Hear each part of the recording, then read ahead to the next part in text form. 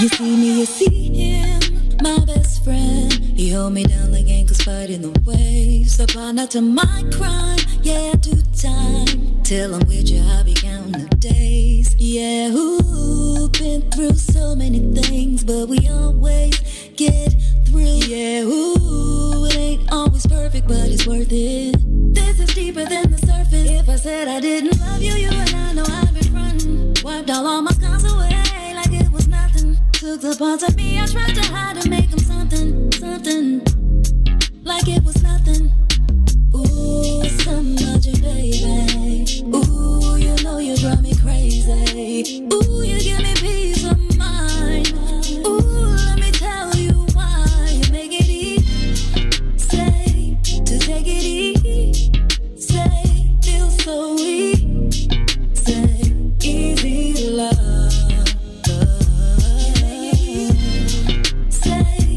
Take it easy, say, feel so easy, say, easy love. I never thought that I would give it to you, but now I don't think it's the time, I won't do it. I think it's cause the way you talk to me, know how to say it without making me feel little. You're gracious even when you pop off on me. When you get done, I got a little something to drop off on you. Because you earned it with the time you took to put it that way. You got me liking to get put in my place. I didn't love you, you and I know I've been frontin'. Wiped all my scars away like it was nothing. Took the parts of me I tried to hide and make them something, something like it was nothing. Ooh, something about you, baby. Ooh, you know you drive me crazy. Ooh, you give me peace of mind.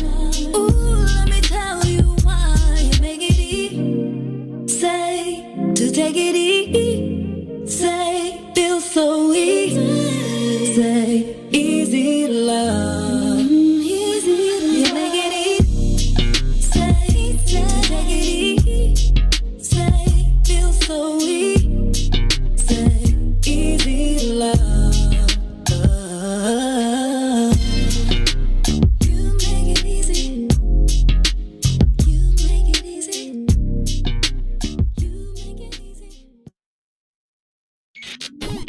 WIFTV PM.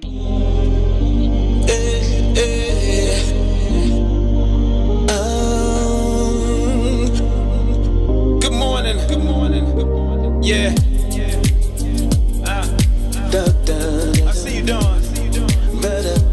Slick J Adams. Good morning. Come on. Come on. You're listening to the book of Dawn. Good morning. You're listening to the book of Dawn. This morning. You're listening to the book of Dawn. Good morning. You're listening to the book of Dawn.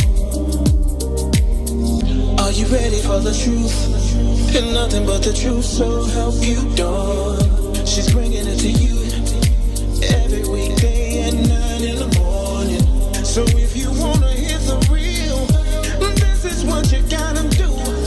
Just log online and listen to Dawn speak her mind. Listening to the book of Dawn in the morning. You're listening to the book of Dawn this morning. You're listening to the book of Dawn this morning. You're listening to the book of Dawn. You're now tuned in to Dawn. Oh, sexy Dawn. Hey. What's in it for the light-skinned black people media? Hey. What's in it for the light-skinned black people? Good morning. Good morning, sunshines.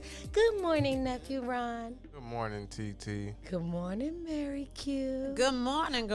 I have to use my sexy voice when I say her name because she I don't want to curse this early, but I'm going to curse. She be shitting on me with the sexy voice, and I'm all like, and she's like, good morning. I'm like, okay, that's not fair, or whatever. Good morning, sunshines. It's the same Dawn, same OG, but a brand new day and a brand new page in the Book of Dawn. Thank you for tuning in every day, weekday, let's be clear, at 9 a.m. We are broadcasting live right here from the What's in It for the Black People Media Studios. I am your girl, Dawn Milhouse, host of the Book of Dawn. We appreciate you for letting us in your homes, your hearts, your televisions, the bathroom. Turn the fan on because I smell you. Keep supporting us. Share, like the What's in It for the Black People Media page, and tell your friends. They're missing out a lot of factual, some entertaining, some just thuggery information every day. Amen. Today is Tuesday, March 23rd. We're behind the brown door. And behind the brown door today, we got a double pop-up on you. We have, I'll sing it. You don't have to find me. I'm gonna need him to remake that for me. You don't have to find me. I'm here on What's in It for the Black People TV, 9 a.m. something like that, so they know where to find me, right?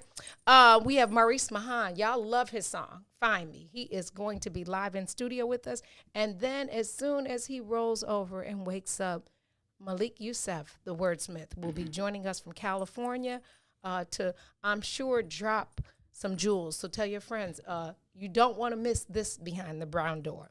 It is National Puppy Day.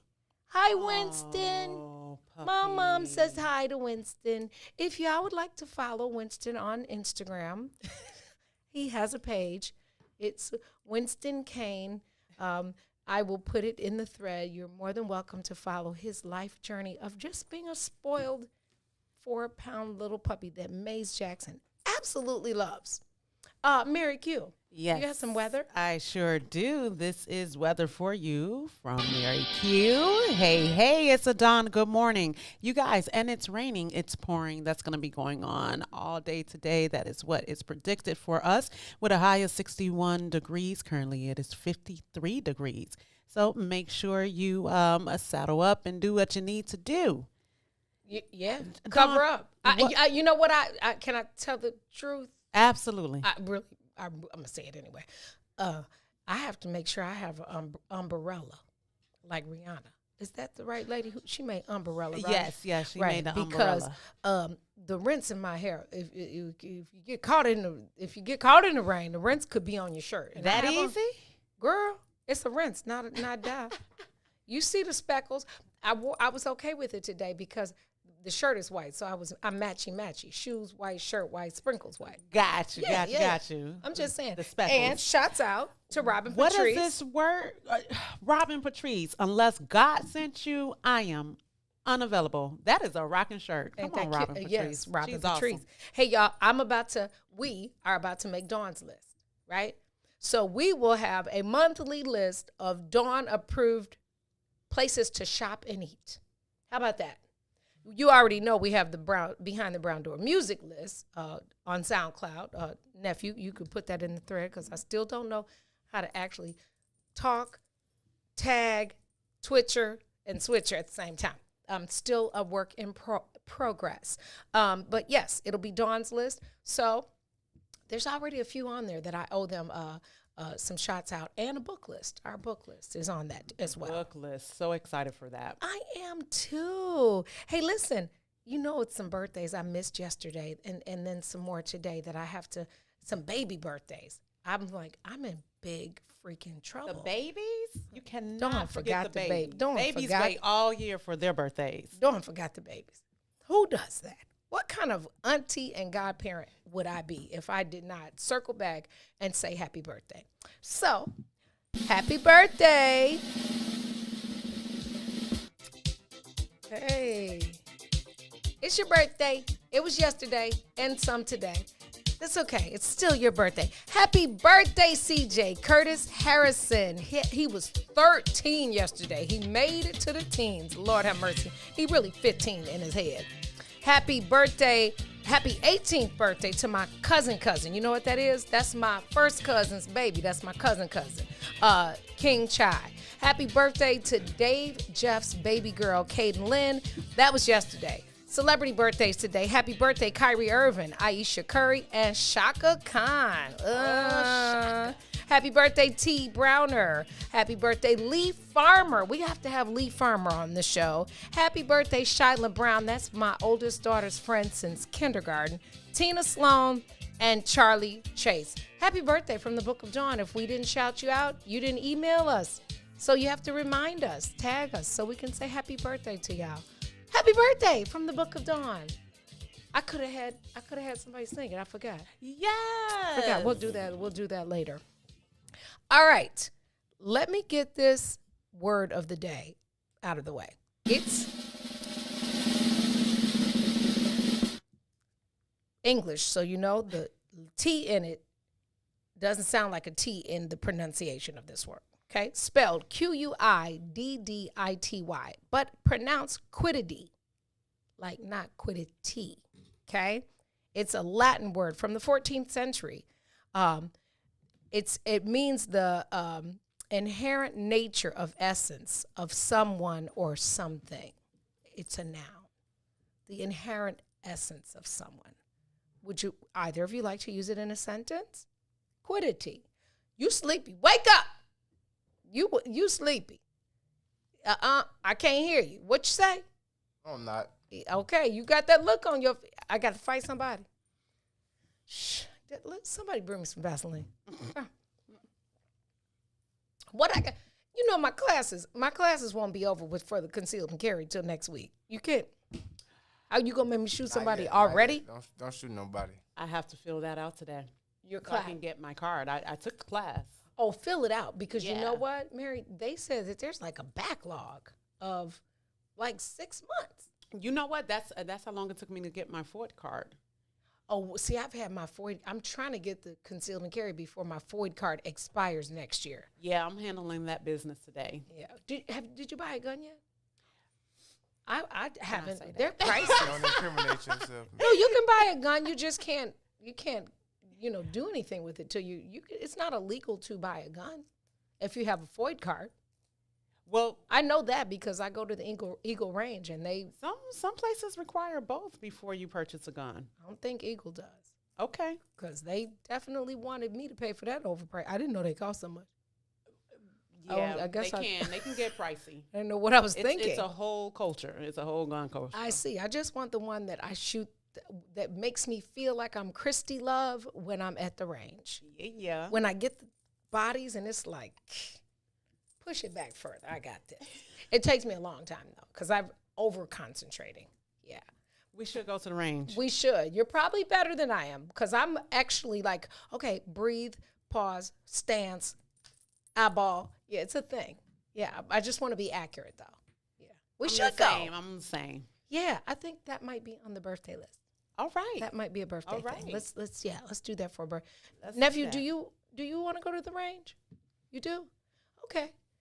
And you have a Floyd card. Do you have a Floyd card? Okay, so because we can take a guest. You have to at Eagle. You definitely have to have a Floyd card to Last them. Ooh, contest. Guys versus dolls. Tell Herb. Us against y'all. You lost. So I'm sorry. I didn't mean that like that. Black history. Let's get this out the way. Not that it's not important. It's still Women's Month, right? Black history. We're talking about Ethel Waters today. Born on Halloween, 1896. Was an American singer and actress. She frequently performed jazz, swing, and pop music on the Broadway stage and in concerts. She began her career in the 1920s singing blues. Her notable recordings include Dinah, Stormy Weather, Taking a Chance on Love, Heat Wave, Supper Time, Am I Blue, and many more. Her version of Eye on the Sparrow. That's one of my favorite songs. Oh, you should sing that, Maurice. She was the second African American to be nominated for an Academy Award, but the first African American to star on her own television show. and the first African-American woman to be nominated for a Primetime Emmy Award. She was born in Chester, Pennsylvania, sadly, a product of rape. But her life, obviously, you know, she made good on her very obviously humble beginnings. She toured vaudeville and at one point joined a carnival that even performed right here in Chicago. They rode the freight trains. That's how they traveled, because they were black back in a time where you couldn't really go get on the front of the train. Doing what was necessary. Absolutely. She authored a book called Eye on the Sparrow, which I didn't know about until I actually found her in my search. So I'm going to order that book. So I'd be interested to see if it's still in copy and what it really is about. I think it's about her life. I think it's a story of her life. She that book later became a stage play. It was adapted and made into a stage play. And sadly, she died very poor from uterine cancer and kidney failure. Wow. But her life was well lived, and her eye clearly was on the sparrow, you know, because he watches you, right? Shall I break out into song? Not just yet. I have to do my warm up. I have to eat my cinnamon sticks. Yeah, shouts out Ethel Waters. Little known Black history fact, right? About a powerful lady, and she was pretty too. She died. She was 5'9". She died 350 pounds plus. Yeah, she which is when she gave her life to Christ. Ain't that crazy? Like shortly before she died. So shouts out to her. Roll Tide. Mays Jackson, Roll Tide. Alabama, Crimson Tide, men's and women's, NCAA. On to the next one. We're going to the next round. I'm just saying, the tide just keeps on rolling. So yeah, I hope your brackets are all broken up because y'all counted the Crimson Tide out. I hate to be in competition and talk too much smack, but wait, Mr. Milhouse, you think Mr. Milhouse is listening? Y'all think Mr. Milhouse is listening? I think so. Okay, so I'm gonna whisper this. Alabama's still in it, and Illinois lost in the first round. ILL, Roll Tide. New saying, ILL, Roll Tide. Just saying. Oh, congratulations, Juwan Howard. Y'all see Chicago's own Juwan Howard win his game yesterday? Well, he didn't win it, but the boys that played for him did. Shouts out to, Gerald Frazier. Every month is Women's Month, but we are going to do it according to the national calendar, and then we're going to have to find what month is Men's Month so I can celebrate the men in my life. Yeah, we got to figure that out. Yes, of course, every month, every day is Women's Day, but we're going to be fair, and we're going to do this thing the right way. So listen, you all like the song Find Me, made by Chicago's own Maurice Mahan. It is eating up the global charts. Eating it up. It's like 10, ranked 10 on the global UK charts, okay? So we're not talking about just being from Chicago. And I think I promised, and you know my word is my bond, that I would put the faces with the songs that you request all day. So he came early on when we first started, when Mays first gave me the opportunity. And so I said, well, let's bring all the faces back so they could put the face with the song, put it all to give it the synergy that it needs, right? So he will be our first returning guest to the Book of Dawn, because I need y'all to see him. First of all, okay, ladies, he's married and his wife's my friend. Buddy fine. I just had to put that out there. And buff. He looking at me like, no, I'm not. Yes, he is. I call him, he calls me auntie, actually. He calls me auntie, and that's okay. Nephew, here's your cousin, okay? He is from Chicago, Chicago's own. He is currently, are you still working with Operation Push? Yeah, we're still affiliated. Okay. Where he's worked with Operation Push. He is the director of music at a high school. He has an extremely brilliant son. And he has won a series. First of all, I guess I should give you his IG is at New Face of Soul, NEWFACE of Soul. He has a show at Tavern on LaGrange where we all went, 2 weeks ago now? He's got an all-white tribute to Frankie Beverly show coming up at Tavern on LaGrange. Angela Martin will be there with him as well. The show is going to sell out probably if you don't reserve your table by the time I say it out of my mouth. So I just need y'all to reserve your tables, okay? We in there, though. Just saying. Good. We got him on. You're on camera. They put you on. They put you on camera. Look, I didn't. I just noticed that. No doubt. No doubt. Welcome. Teray, thank you. This Robin Patrice. Right, y'all shop at robinpatrice.com. That's 2 B's. Welcome back to the Book of Dawn, Maurice. Blessing to be here. Thanks for having me. Thanks for coming back. Is that like a crocodile? That's cool. Yeah, it's kind of cool. I love somebody. You are such the fashionista guy. It's my son. The Miles. Of course. Oh, of course it's your son. Yeah. And the children shall lead them. There it is. Maurice Mahan, for those of them who maybe didn't watch you the first time, because I think I had 2 viewers, my mother and my mother on 2 different devices. When the first came. Yeah. Share with us where you're from and how your love of music began. Well, first of all, it's been a journey, of course, like everything else. I'm from here, Chicago, the west side of Chicago. And I guess my musical interest was kind of weird because I was a singer, but I played football in my high school years, and so I broke my collarbone, and I was very, very disappointed. And so I was singing in the restroom. The guy said, "Hey, won't you join gospel chorus?" I was like, "Huh? I'm trying to heal up. Right. I'm trying to go to the league. I'm trying to be the next Peyton." Right. You know what I mean? But that was a blessing in disguise. I joined gospel chorus, and then next year I was gospel chorus leader, president of that a cappella. When I in high school, and then that was the beginning of the career of singing. And the rest. So different than many guests we speak to. Yours didn't start in church. Oh, it was church.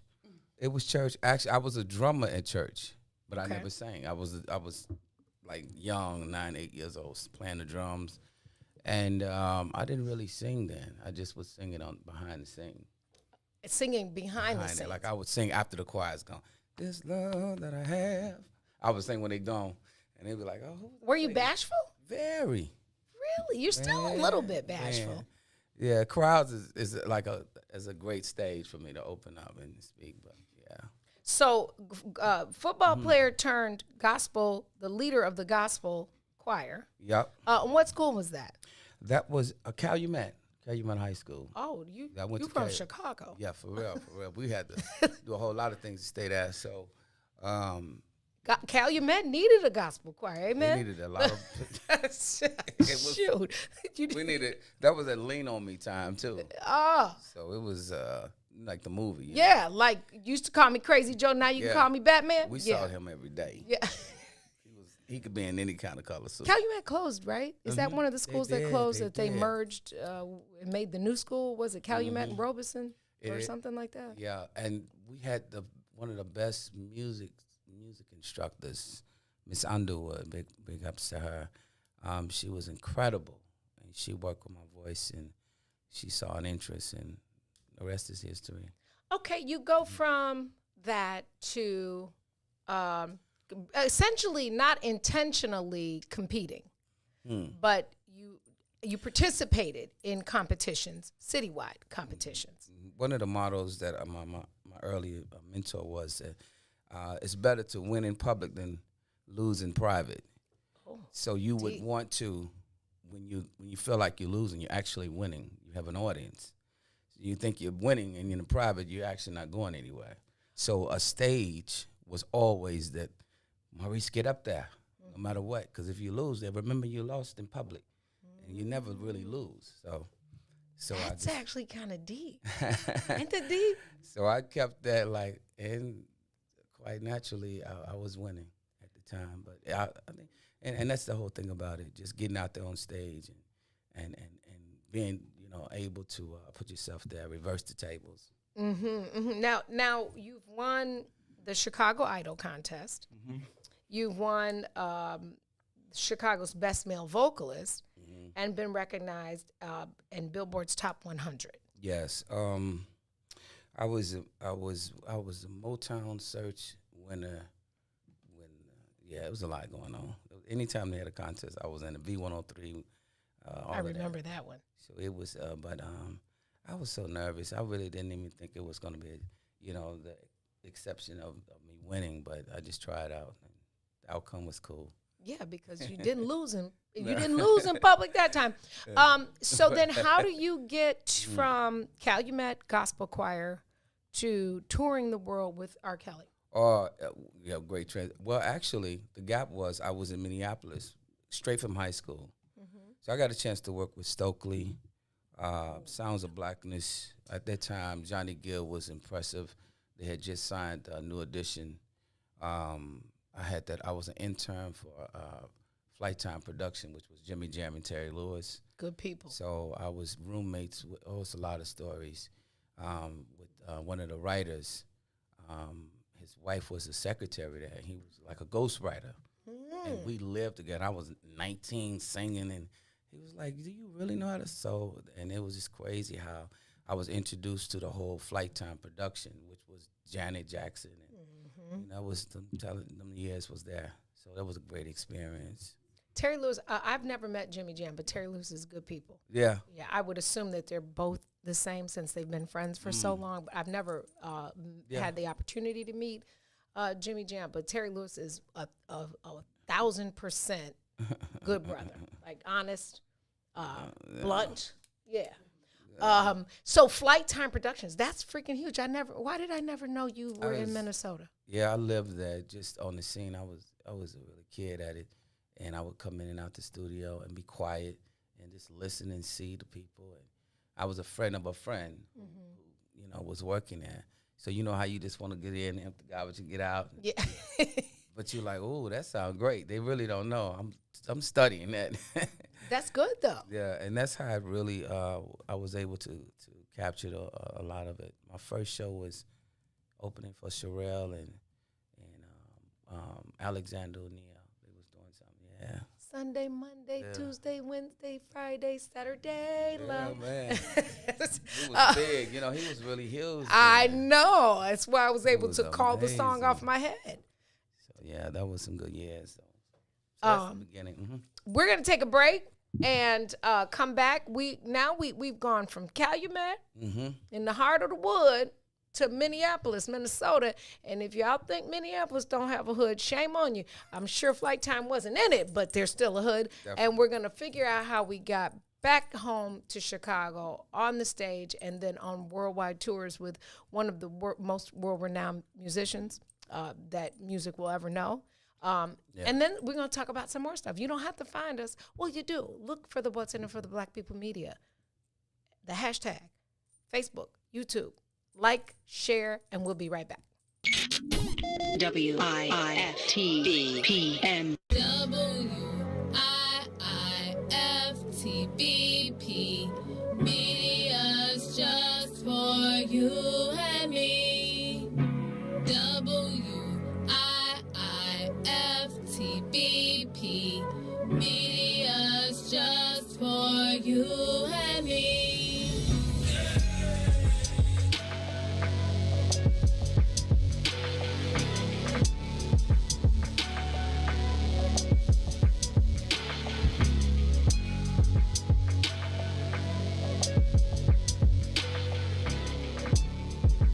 Legal Network is the collaboration of attorneys that concentrate in many areas of the law most needed in Chicago neighborhoods. The CLN lawyers focus on personal injury, criminal defense, and other issues. The CLN lawyers all average over 20 years of legal experience and are dedicated to helping the Chicago community. The Chicago Legal Network is committed to developing black lawyers through mentorship and co-representation. So if you were injured in a car accident, slip and fall, or injured on the job, or you need assistance with criminal defense, including driving violations and DUI, check out Chicago Legal weekdayslegalnetwork.com for more information or call 773-912-3545. 773-912-3545.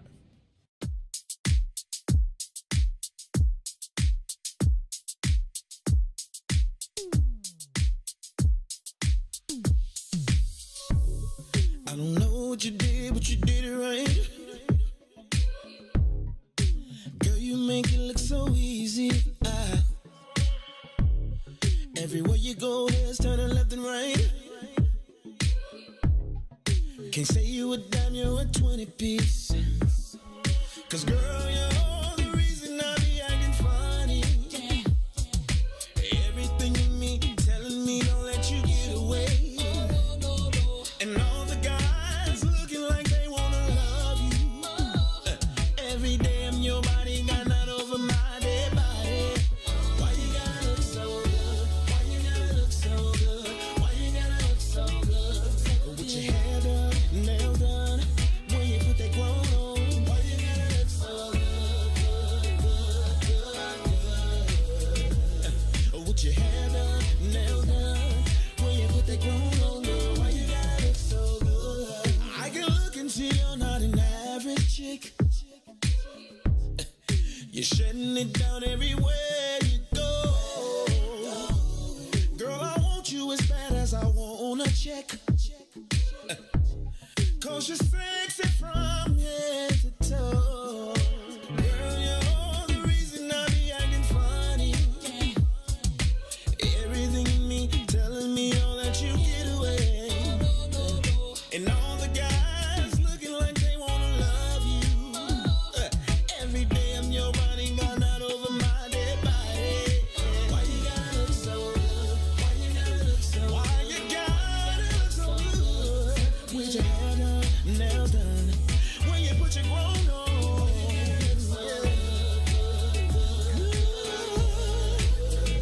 It's something about you when you put your grown on. Oh, when you're waking up straight out of bed, girl, why you gotta look so good? Oh, when you're at the job just taking a break, girl, why you gotta look so good? In the Spirit. club, turning up. Why she gotta look so good? Keep it playing. Come on, this is my party. Wake up. That's the whole song right there. When that music come back, That boy. he said you in the slow talk. I wish I had a cassette and I could just rewind that one. You pause, you come back in with the bass, and then he talks slow. You know you be killing when I got to say it one syllable at a time. That's when you. Ooh, I don't know. Slick, I keep asking myself that when I wake up in the morning. Why do you have to look so damn good, girl? After you cover up the double nickel wrinkles on the side. Amen. Welcome back. You tuned into the Book of Dawn. It's Behind the Brown Door Tuesday, and we have one of my absolute favorites behind the brown door with us. I call him Mahan, but that's not his name, y'all. It's Maurice Mahan at New Face of Soul. You can follow him now on Instagram. He is joining us. He is rejoining us because he gave me the honor of being one of my very first interviews. I think you were here in like the first week. Yeah. Well, was it the first one? The first two, literally, when I was a whole fool. I'm still a half of a fool, but I was a wreck untold. So I had to come back when I actually, it kind of like a teacher. So now this is my progress report. So then I have to have you back again so that I can see if I evolve in the process of this. There we are. During the break, you shared with Mary about your bracelets, the beads. Yeah. I thought it was interesting. You mentioned Beirut. Can you tell us how and what the heck were you doing in Beirut? Right. I was. I have a good. I mean, I know Inglewood. Right. No disrespect. Hey, staff. No, I was just sharing with her. She has the beads, which is great. I was in Lebanon about 4 years ago now. Mm-hmm. And I was asked to go there to sing, to do tributes to Motown, Stevie Wonder, all the greats, Sam Cooke. And so the Lebanese, they Yalla Shama, they look up to music, our music. And so I was asked to go over there and perform. But I gathered these beads and a whole lot of other weird stuff I took back home with me. You know what I mean? I don't know that it's I'm a weird. I think collector. you're quite the fashion statement, you and your wife. I don't know that I've ever been to a show where you didn't walk in and, excuse my French, shit on everybody. I'm like, okay, thanks. Wow. Didn't know we were doing that. I thought it was a jeans See? kind of a night. Right. Shoot. Total tucks out. It's literally. So Maurice, we started in humble beginnings in Inglewood, and then we get to Minnesota, and then there's a stop between Minnesota and Beirut for sure. Oh, definitely. Which brings you back to the To city. the city. Yeah, I came back home in mid-90s, something like that. And they told me about this guy who was singing at the club who was killing and he was great. And so I went down there to meet. It was, of course, R. Kelly. He's at the Cotton Club. And so that was the first introduction. And then who knew that 10 years, 15 years later, whatever, that we would be working together. So that was really that whole, in between that time, I was really just, maintaining my music and trying to, find myself basically. Now, despite his current legal troubles, you cannot take his ability and his influence on music from Correct. him. Correct. And so I'm not advocating on anything other than behalf of his sheer genius as a musician. What lessons in performance and the stage presence of the worldwide influence, what lessons did you take from him as a musician? Oh, so many, Don. And thanks for acknowledging the lighter part of the day. He's one of the greatest by far. I work with a lot of people. I saw a lot of people work with him. He is an amazing artist, visionary through music, unspoken of. To sit there in the studio, I did 4 countries with him, 4 tours, worldwide tours with him, countless demos, and just the music was our friend. That was our marriage. And he respected that. That's what I wanted. And I was one of those guys that went in to get exactly what I wanted, and that was that music. It was like going to a college Yeah, I can. that I never gone to, but that was my my search to meet someone on that caliber. It was amazing. Yeah, I mean, it's I can't even imagine, right? I've worked in the industry with New Edition and BBD and some grades, and I've toured with Blackstreet, and I've literally, I remember being on a bus with Blackstreet, first album in Paris, and they almost, I thought the bus was going to tip over. That, mind you, nobody's speaking English, okay? But they know the music, and it was frightening for me. You probably experienced that many to the times. 30th power. Many times, Kelly was like Michael Jackson, Stevie Wonder. He was like walking with all of those at one time. Sam Cooke, and you know he could transition to all above, and vocally, and get on the mannerism. He was great. And I was amazed. You know what I mean? So it was all of that. Good. Watching him perform. It's good. It's, again, nobody's perfect, and a lot of us need some extra prayer. But what you can't do is deny his music, his performance, his musicality, his ability to sit down and write a song in 30 seconds that will live forever. Right. And so I'm glad that you had the opportunity to see the other side of that definitely. human, because we're all born good, right? And some of us make different choices, and we have to live with those choices. But it doesn't take away the good that came from the music. Oh, definitely.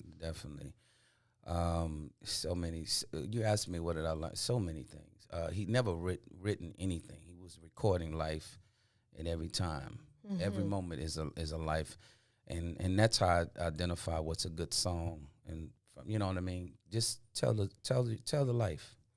Tell the life in the music with a melody. God will bless you with it. You'll hear it. And be open to that, whatever that is. You know what I mean? And those are the lessons. So tell me, while you were touring with him, were you at that point beginning to write and develop, hey, I actually want to now, I love him, that's my brother, thanks for the opportunity, but I want my own. How did that transition happen for you?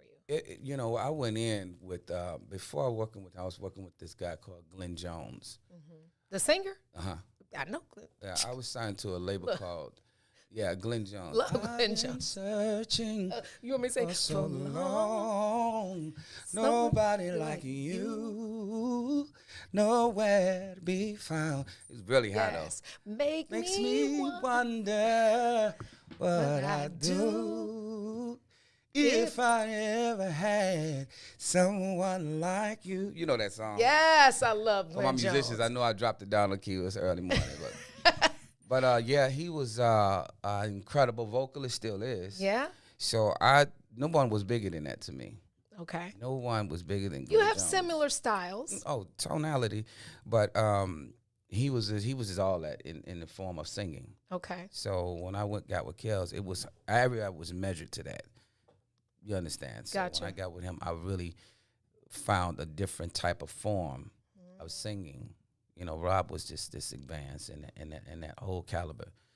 Singing to him was like speaking all day, and that's basically it.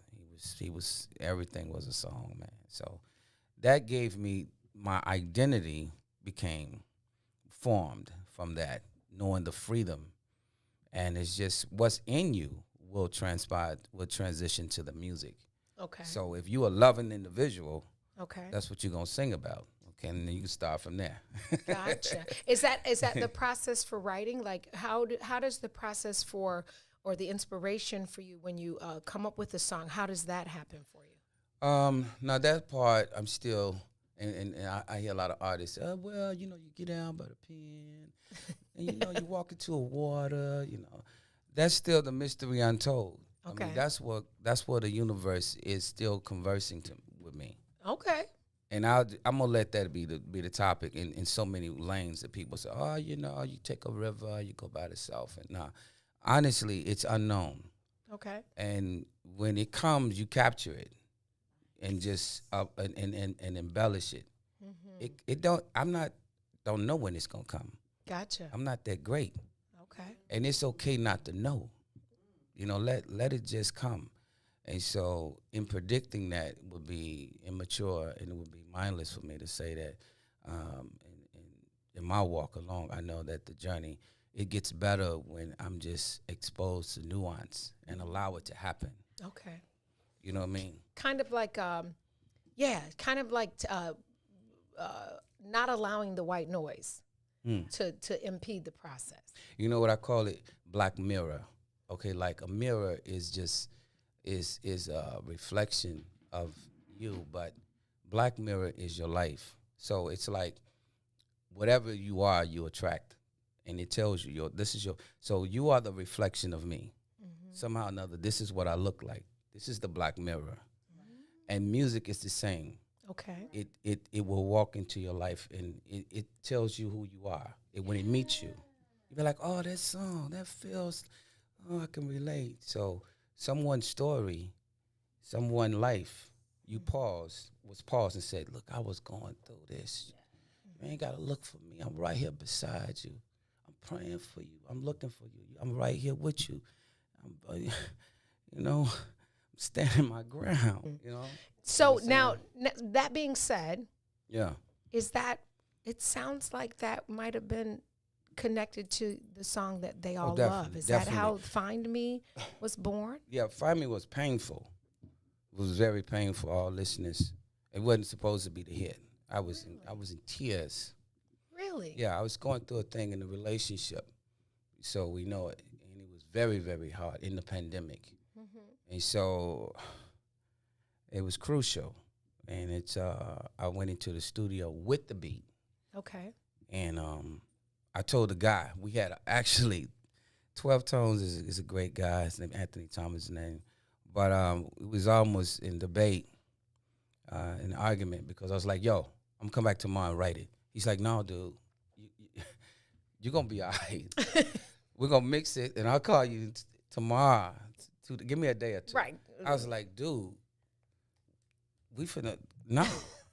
You just went very Chicago when you said finna, but go ahead. Like, dude, what about, but hold on, man. So-and-so, hold on, man, hold on. I was really rough about it. Like, dude, wait a minute. I'm coming back. I'm going to give you some real structured, urban, West Side Boy lyrics. Okay. He's like, no, you go home and rest. I've been there 6 hours. Okay. And so he sent it to me the next day. And I heard it. I was like, oh, man, I can't believe it. But it was all painful. Mm-hmm. That's why when I did the video, you was honored. Thank you for coming by, you and Slick. And, Slick is like my soul mate in a whole different, I had so much love. We talk about life, because life brings everything. It's not about music. It's just life. Yeah. I actually have some great video footage from I know. So we're at what were we doing earlier? Oh, we were at Steve Huff's studio. Oh, yeah, y'all came through though. Trying to get my intro song done. How is Steve? He's very well. That's a good just dude. creative. He never stops working. And you had sent me the text. Okay. And I was like, Slick, we gotta go. Like, we gotta bounce, because I don't know how long this video shoot is. Right. So we get in, he gets in his car, I get in mine, we find the place. We go in, and they're literally wrapping the video. I think Mescal, the drummer, was gone. Chris. Was Walter packing up? He was there. Okay, Walter was still there. Who played the bass that night? Jay. Jay. Because Jay Red was still there. Red. And so we're like, dang, we missed it, but it's cool. And so he says, this one goes to his whole production crew. Turn the lights back on. Right. Turn the lights back on, cue the music. And Slick gets up there and has never really heard the song, and he starts singing, and Slick just jumps in, and it was magical. So that was one of those the music met you in that moment. It was magical, Mary. I was just like, those are the moments. It was, though. and I was like, you should see me with my video camera. I'm but like, Dawn always, it's like superhero. Man, I need some help. Like, let's put the D in the air. Baby, and he just got that mic and he's singing, and I'm just like, I'm fanning out with my brothers. I'm like, these are this is my family for real. But it was blessed, man. Beautiful. Like a second half. I actually got footage of it, my videographer. Yeah, because you made him stay. Stay right here. This is the part I want. So how much longer did you stay after to create when that came from you? It was just the time you were there, hours sometimes. It was about hours, hours, but it happened instantly. And we kept playing it. Like it, and they did it again. Yeah. And then they did it again, and every take was different. But they weren't doing it for the camera, right? That was what was really moving, because they were just vibing. Vibing in your soul, everything was coming out of you. It wasn't about I'm sitting there audience. lying. It wasn't about no, because it was an audience of two, me and his partner. Yeah. Like so it was not an audience. It was like, oh, do it again, and then he would say, oh, sing it like this, and then Slick would say, oh man, do it like this, and then it was crazy. So how often do you encounter moments such as that when you're doing your music? It's often enough to remember that it doesn't happen enough. Oh, what do you think? So it's like from that. Well, it's one of those. That's one of them things that we all try to figure out. Musicians and artists. It's just one of those moments where your universe meets. It just meets, and it's like I didn't know what time they were coming. Yeah. And then Slick came along, so so that was like a double. Oh, well, let's do it again. Let's get something else out of it. Let's build it, and let's embellish this moment. That's what I'm talking about with Rob. He has a way of, bam, let's grab it off schedule. Let's get that moment right there in the musical form. So, Maurice, do you like? I'm a writer, And so we had this conversation with somebody last week.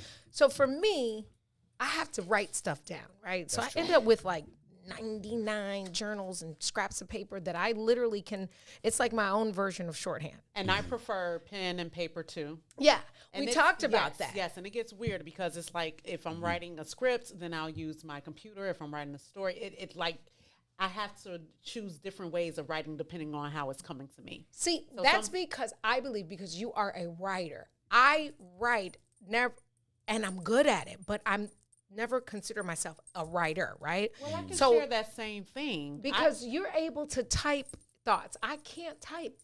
I can't. If you tell me to write a paragraph about myself, I can't pick up the computer and type it. I physically have to write it, then type it.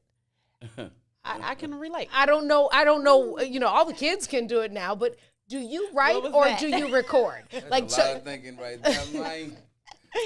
Like, what's your method? What Yeah. comes to you? I'm an interpreter of life, and I try to record it on my phones Okay. vocally because writing it down, it don't sound like that. You know, the it was different. I had a flip in that it. That wasn't. The words are melodies, are notes. So writing it down. Now I have to write for content. You know, Okay. I'm not illiterate. You know, went to school, so I can write. I was in plays too. We talked about. Yeah. I Yeah. did a lot of plays, so I had to read and do all types of language, whatever characters. So reading is essential. You know, it's a must have. But when it's that creative box come, I got to hear it. So I will record my versions on different That makes sense. Nephew, components. you're a writer. Are you a recorder, writer, both? Neither with a pen? I do both because, like you said, even when we're rapping, sometimes when you reading it, you could read it the wrong way. Like there's different. I could rap it a certain way, and then when I go back and rap it again, if I'm reading it, I might not rap it with the same, Oh, like Same. inflection or whatever. I might, like you said, I might not say it's the same way. I might have said it faster or it's slower. You know what I'm saying? If I'm reading Exactly. it, I might not catch that same rhythm I had when I was thinking about it. See, I So do y'all find go- that. I and find then- that with music. With music, if I'm writing a song, I would either record it, or if I'm writing it down, it's like written in like arrows. Let me ask you a question. Right? It's written Now- in arrows. Another Because I'll be reading Up it and be here, like, I down don't there. think I said it that way. You know what I'm So saying? that what you did on Freestyle Friday, last Friday, did you write that or you just, that was off the cuff? I was writing that as we were As- approaching the end of the show, like, oh, we didn't do the freestyle. So, Okay. So I was so I had to read it off of my phone. That's why it Okay. sounded like that. Okay. And our meme is coming. So, just because you know I printed that because that was cold. Okay, cool. Yeah. You got to hear that. I is have it in, you have it in your phone? Your I can look for it. Yeah, you're because you got the voice. Oh, okay. Hey, do you remember it, nephew? You got it. He can do Let it. me see if It's let me see his. if I still got it in here. Okay, because now I think it's in our group chat. Yes. Yeah, so on Fridays Yeah, I got it. we do. So do Alright. it. So do it. And this he wrote this and while we were doing the show and spoke it at the end of the show. At Freestyle Friday, you don't get to like prepare the day before. Okay. Awesome. So it was like, it's been a long weeks. Got me feeling tired. Terrorist shooting and kills 9. Grammys was a scam, but Cardi still shine. White privilege got old ladies free flying. The UNEEC gets its first black chairman, but it's Friday, so everything's still fine or something like that. It was Yeah. something like that. So last week what happened? You So I know, had to like wrap up the week. literally in a couple bars. Wow. But so I guess that makes sense for music because you hear the melody in your head and you have to say the words. It's a rhythm. You It's know, a rhythm. we used to do that as like which big ups to rappers. We just musically like that. We used to just freestyle, which we do still, just freestyle vocally, and just that's the best life. Yeah, y'all did that behind the brown Just- door quite a bit. Just let it ride, whatever she said, do it inside, whatever. It just keep moving, and we used to pick it up like your turn. But that's old stuff we did to Yeah. keep ourselves sharp. Yeah, iron You know sharpens what I iron. mean? Have you know. ever considered writing anything besides music, like Oh yeah. scripts and everything? Oh yeah, definitely. In my brain because I've done theater. I was at the Beacon Theater. I did New York. I worked with Tyler Perry for the first Women Down Loose. I did that for 13 months. And so theater, writing, even considering, of course, a book, you know, which in terms that tells the story behind the scenes. Is that what you're working on now? Mm-hmm. When do you? You guys just got it. So when do you plan to have that completed? Do you have a date on it? I just going through Find Me has taken me to a whole nother journey. Okay. So that's kind of like, you know, what I'm going with it. It's opened up some other doors, you know, that God is just blessing. I think I think that's good. I think being stretched is good. I think that you didn't realize that you've always had the gift of mentorship. Mm-hmm.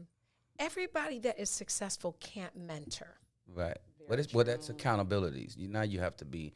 It's a scary thing. You actually have to be what you say. Yeah, and that's Be when what you say, but I like what you said about not everybody has that. It's gift of just mentorship or teaching, and it's not bad. no, yeah. but it is a gift. It is a gift. And it translates differently when you're dealing with people that you're mentoring. Absolutely. Absolutely. And it doesn't matter. I'm not talking about necessarily all 13-year-olds. I'm talking about I learn from you too every day, and I tell y'all that. Like every time I'll be 1,000. They don't have no problem getting me together, okay? And I'm just like, but I respect that they know the space different than I do, different sides of the space. But okay, like I'm open to criticism because I don't want to make a complete, you know, I don't give a, but I don't want to make a fool of my mama, like, and my family in the process. But mentorship goes both ways. I don't. There's not an age. You can mentor some. Your son honestly mentors you through his ability to persevere and be the little fashionista and the king. He's a true young king in training. Yeah, he is. Miles Mahan is actually the leader right now. I got to go to him and say, "What you think?" Do you have a mentorship style? Would you say? Would I have a mentor? Do you have a? Yeah. Absolutely. Say yes. Absolutely. I got that. Yes. It's there. You know, it's there. You can't help it sometimes. You know what I mean? Okay. Like yourselves, your walk will tell you where you've been, the rearview mirror of your life, and then you just kind of like know where not to go again. You know what I mean? And sharing that. And sharing that. The automatic mentorship. Yeah, I think that leads towards it. But I wouldn't, you know, I never thought of it like big time, like, yo, you're going to be the mentor. No, I really didn't think of it that way. I was just enjoying the journey. Still is. You know what I mean? I always say no one is grown. You know, all grown stuff you cut off and put in the produce section. So everybody is still growing. Wow. You know, you're still like. Did y'all catch that? You put it in the produce section. It's because it's already grown. Yeah. That's tough. That's It can't done. grow anymore. It's it. No more banana. And you spoil. So That was hard. it sounds like in your journey listening to you that you stay very present. How do you stay present? I'm listening to you, and it sounds like you make it a point to just be where you are, where your feet are. So how do you? Am I correct in saying that, making that observation? No, that's great. That's great. How do you stay there? How do you stay present in this journey? Well, I think one thing is we kind of overrate the fact that you have to be something. You know what I mean? Okay. So let's say I'm not Maurice Mahan, the singer. Maurice woke up. I think every day, every morning, I'm going to share this with you guys. I think there's a meeting in heaven. This is my theory. Sounds like the title of a song. It sounds like an audio clip for a promo. So, You know? yeah, so there's a meeting, and they said, okay, what we going to do with Lady Milhouse? What we going to do, Dawn Milhouse? What we going to do with Maurice Mahan? What we going to give him this day? And then they ran through the papers and stuff, and he said, well, let's give him life today. So today, your sentence is life. You've been sentenced life. Now, the responsibility to me is to try to, oh, thank you. Let me live this out. This day got to be better. Stakes. That's it. So I'm not the singer. I got to just be the best of what I wasn't yesterday. And it's kind of like everything becomes just the moment, and not so much you're practicing to be what they say you are. So, you know, it's like I'm just living to fulfill this gift of today. You know, does that make sense to anyone? It makes perfect sense. You It's see, I'm taking living. notes. And then you don't have to have the title. Don't deal with that, because those things shift. You'll be number 1, 2, 5, 6, 8, well, 9, well, not at all, because I'm living under this perception. But if you remove that and say, man, them flowers is great. I'm going to see my sister tomorrow. She need help on the. You know what? I got to type in. I got to become what I wasn't yesterday. It's always a script to continue, and I've just learned not to overthink the part about being someone. Yeah, well, as a because you're going to title. stress yourself out. Yeah, and at the end of the day, they're Yeah. going to talk about you in a different Yeah, way. it's going to be a situation. Yeah, I told y'all that yesterday. You keep living for them. Yeah. They're Believe that. unbothered because they're trolling the next person, just so you know. We're going to take a break. I want to say this before we take the break. Be the best of what I wasn't yesterday. That's a mouthful. That's hello, any pastor that is tuned in. If I see any sermons online, we're going to be calling for copyright infringement. We'll be right back. This is the Book of Dawn. WIFTBPN. Everybody's talking about the all-new Sam Silk's Chicken and Fish. Place your order today for a delicious meal. The chicken and fish are fried to perfection, featuring a wide variety of catfish, perch, tilapia, whiting, and shrimp. Now it's your turn to see what everybody's talking about. It's the all-new Sam Silk's Chicken and Fish, Chicago's newest spot for delicious meals. Stop by at 2537 South Wabash in the South Loop, or get contactless delivery from DoorDash, Uber Eats, Grubhub, and Postmates. For more info, call 773-807-9010, 773-807-9010. Sam Silk's Chicken and Fish is open just in time for lunch, or take it to the house for a delicious dinner. It's Chicago's new spot for perfectly fried chicken and fish. Don't wait any longer. Try it today. Sam Silk's Chicken and Fish, 2537 South Wabash in the South Loop. Sam Silk's Chicken and Fish. Sissy's Taco Bar Pop-Up is back with more hours and more days. Check them out at their new pop-up location at The Woodlawn, located 1200 East 79th Street. Sissy's Taco Bar offers authentic street tacos infused with international soul. Now every Tuesday, Thursday, Friday, and Saturday at The Woodlawn from 12 p.m. to 7 p.m. New vegan tacos have been added to the menu too. Visit sissytacobar.com for more info.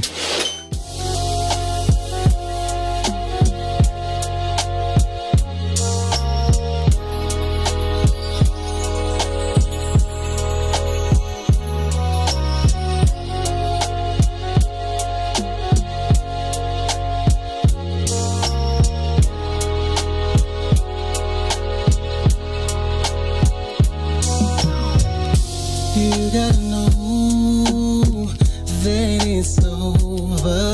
I gave all of me. My heart is empty. You promised you would change. You said forever, you and me. Look at what you've done to me. I'm torn apart. I'm picking up the pieces you left to me. How selfish could you be? I gave you the world, and you still couldn't be deep. I forgave you when you cheated. I guess it didn't mean a thing. No more excuses. I packed your bags, they at the door. 'Cause I'm through with you. Can't believe the things you put me through. I gave you all my love, and then this what you do. Everything you did about the comeback, you gon' get this karma. Karma, nothing. Karma to get it. Every single day, for every single day. You gon' get this karma, ain't no escaping that. And everything you did is coming back. Cause payback's a dog. Oh, you got to pay it back to me. Yeah, cause I didn't deserve it. It's a dog. It's a dog. Leave me alone. Can't take no more. Our weekends on sleep. No more you selling dreams. No. Cause I fell in love with me. Donnell Jones back in there. Yes, a whole album, downloadable for free. Welcome back. You're tuned into the Book of Dawn, Behind the Brown Door Tuesday. We are sitting in the room with Maurice Mahan, Chicago's own. That was obviously most of the music, all of the music that we play on the Book of Dawn are Chicago born and bred artists. Obviously, you've hung out with Donnell before. Good guy. I would love for you. Good guy, man. What would I have to pay to get you, Slick, Donnell, Dante, all y'all on an album? We are Chicago. We are the children. We should make like that kind of song. That kind of song, yeah. Wouldn't that be dope? That would be lovely, man. He's just, oh, wow. That's a lot of spirit in there. Yeah. I mean, it's a lot. It'll come. You spoke it. I believe in that. Yeah, the universe always speaks. Listen, Do man. you have a favorite behind the brown door story at the restaurant? A bunch of them. You kidding me? We had so much fun. That was our vocal gym. You know, the vocal gym, bro. It was like when you go there and try out what you was thinking about, but then mastering that too. We had so much good times. Birthday celebrations. Yeah. Miss Dawn would have me singing. Well, give me a night where it would be someone's birthday. And it's always a group of ladies over there. Yeah. And I'll be singing, and they be like, well, okay, what are you going to do? The expression stays everything. You know, you have to be, the only bill you cannot go without paying is attention. You got to always pay attention as an artist to look at. Me and Mary is just like, write that down. Sorry. Let me just tell you, if you're an artist and you just think you're gonna change the world, the room, and go into a room because I got this, you late. You gotta watch what they're doing, drinking and speaking and talking, and you know all the things, the little bitty things they're saying. So Don would set me up. Yeah, I was good at that. He's gonna sing, and they'll be talking. I ain't gonna give all the tricks, but she has this way of announcing, and ladies, and he's here, Maurice Mahan. I'll be like, oh, it is me. And I'll be playing the harmonica, the Sam Cooke and everything. I don't know. And I would pay attention because some of them look like he's young. He's not gonna be able to know. I could tell that's gonna be a fly off the wall. You didn't bring that harmonica, did you? Not today. Oh, sharks. I thought about it. I was in the Uber. Next time we do it again. Cause I'm working on. Exactly. I'm working on a revise of of Stevie. Okay. And I'm able to transpose some of the notes, and I've been working on it for all the pandemic. You know. So, anyways, I'm gonna let you know hear it on the new album. But anyways, so Don would set me up. Sam Cooke. Do it right now. Listen, so I have this thing because I in my mind I can sing immediately, but I love music, right? So because I know music, I can read music, and I love music. Remember, I'm funny about saying what I love, but I can truly say I love music, right? Because music loves me back, right? I would literally hear a song, and then I have this. Right now, I have a book where all the artists, all male, female, the bass players, the pianists, I could hear those people in these songs. And I would write it down, and then be like a night or two before they come, I'm like, okay, work on this. And they're like, I'm not singing that. I'm like, I promise you. Because I could hear the connection to Walter English or Maurice Mahan or Maurice Fitzgerald. I'm like, bruh, this is you. And literally they used to be like, I'm not doing that. And I'm like, no, you have to. This is good. I'm telling you, this is good. And this man, I'm a Sam Cooke fan. Girl, I wanted to live back in those. Remember when we said, what era would you live in? And I was like, I would want to kick it with Sam Cooke. Every time he sings Sam Cooke, I feel like I am present with Sam Cooke. Oh, I forgot my joke. Hold on. Oh, I forgot my joke. I got a joke of the day. Maurice, hold on. Okay. Yeah, hold on. I hear that. You gotta hear it. Joke of the day. Okay. I actually have two. Okay, you ready? Why shouldn't you ever date a dinosaur?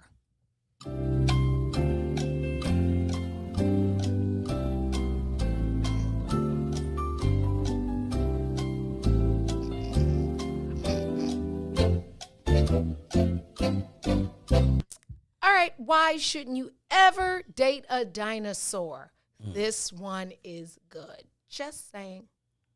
What you got, Ron? Because, I fade into the distance on these jokes. Can't do it. Nephew, why should you never date a dinosaur? Why should you never date a dinosaur? Got a guess? It's like something with age. I have no idea. It's something with age. Because you'll get your ass kicked. Jurassic kicked, not Jurassic, Jurassic kicked. I got that. My face right now. My face right Yeah. I see that. Jurassic kicked. Yeah, okay, I'm back, y'all. Hey, anytime you need me to open a show or perform, I'm available. All the dumb jokes come with me and a little bit of signifying. Don't sit in the front row. I'll do you like the comedians. Okay, so I love Sam Cooke. Right. And then the other one. What do you remember the song I Twisted Your Arm to Do and now the ladies won't let you not sing it? Was it wait, let me get it. It's Anthony Hamilton. It is Anthony Hamilton. Best of Me. I heard that song. I said, and when I tell you, you can close your eyes and you'll be like, okay, that's Maurice Mahan killing it right now. And the ladies love it. I can't get off stage without this. You cannot. Really? And you can't get out of here. I wish I had wrote it. I wish. Well, look. You know what I mean? One of them songs you say. You kill it though. But you kill that Sam Cooke and that Stevie. And when he's singing Stevie and pull out the harmonica, I'm like, I'll be damned. I want like that harmonica thing. I'll show you gotta go on it's on my I'm sure it's on my Facebook in my videos. I'm sure I have that because one thing that we did was a lot of videos of the live performance. A lot of them. That was the greatest time, man. I just came in. I said, boy, I missed that. I missed performing at the club over there behind the club. Do you have a favorite? I know you do. Mm-hmm. Do you have a favorite? I guess I would have to ask in eras, right? What? Do you have what's your favorite male a singer? Oh, in time, you're right. And so many of them, they all got so many ways of expression. You know what I mean? Yeah. Are you talking in the past or relevant? It's up to you. Okay, Johnny Teller has a great tone. Okay. Johnny Teller has the greatest ease tone. I used to love listening to him sing. And then I like, of course, the Glenn Jones, Stevie, of course. All of the Donny Hathaway. But Johnny Teller had a way of preaching and singing it and make it feel good. What's your favorite Johnny Taylor song? One I used to do that I taught my younger brother in the industry was "What About My Love," and then there's another one called "We're Getting Careless." Careless. I like all the Johnny Taylor stuff, and then of course he was a spinoff of Sam Cooke. So Sam Cooke, that whole group they had Sam Cooke, Bobby Womack, and I listen to all. They're on rotation. So I'll be in the wash.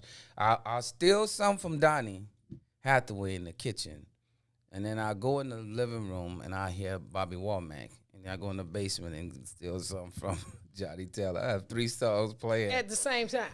Because I need I need everything. They all share something differently. You know what I mean? Yeah, you could. It would be crazy. So we have a little birdie had told me that we have the instrumental of the song y'all like. Yay. Find Me. Now, you have to share. You shared that song came in the pandemic, and it was basically an evolution and a rebirth of what I get from. Let me tell you what I get from. I could be wrong. Let me tell you what the Spirit tells me. Yeah. Spirit says that pandemic forced us all to be still a little bit, right? Okay. Sometimes you can be married for 100 years and think you're happy, but you're not really Right. living in the space when you're touring and working and preoccupied by life that pre-pandemic. Mm-hmm. And then you're forced into this space where you're like, oh, okay, I have to be here. I don't have an option because I can't perform. Mm-hmm. I can't run to the store because they're closed. I can't go to restaurants. I can't kick it. Now I have to actually deal with self, which forces you to deal with the people you live with. As a married person, Okay. I'm just being 100. All right. You're like, I never knew he left the toilet seat up. Like, and little things sometimes are big. And so you have to learn or relearn the space you're in. Right. Is that part of Find Me? That's a great. It outlines, but I'll tell you this. Being, I said this once before. Being far apart doesn't make you distance. Being distance make you far apart. So you can be in the same room. So being in Africa, which I was in Lagos or Abuja, doesn't make me far apart. If we're distance, that means we're not sharing secrets and love. So you can be in the same room with somebody And be and be distant. distant. So being far apart doesn't make you distance. Being distance will make you far apart. Perfect. So you see people, oh, they so good together. They look cute. Imagine just breaking- alike. You know, they look amazing. And everybody got, and neither one of them know each other. Right. That part. And they ain't left the States. They ain't left nowhere. This segment was brought to you by Reverend So, Reverend Doctor. so Must be music. you know what I mean? You know what I mean? So Find Me had everything to do with the sense of awareness is a level of maturity. If you're aware, then you mature. You're higher. You got to be aware. It makes a big difference. New song coming in the next 6 weeks. It's called Close Distance. Okay, You know what I mean? that's Close Distance. That's the new make title. Sure. Cause it's and that's real. I know we out there listening. It's like for real. You don't even know. Yeah. Well, have you ever heard of the term single wife?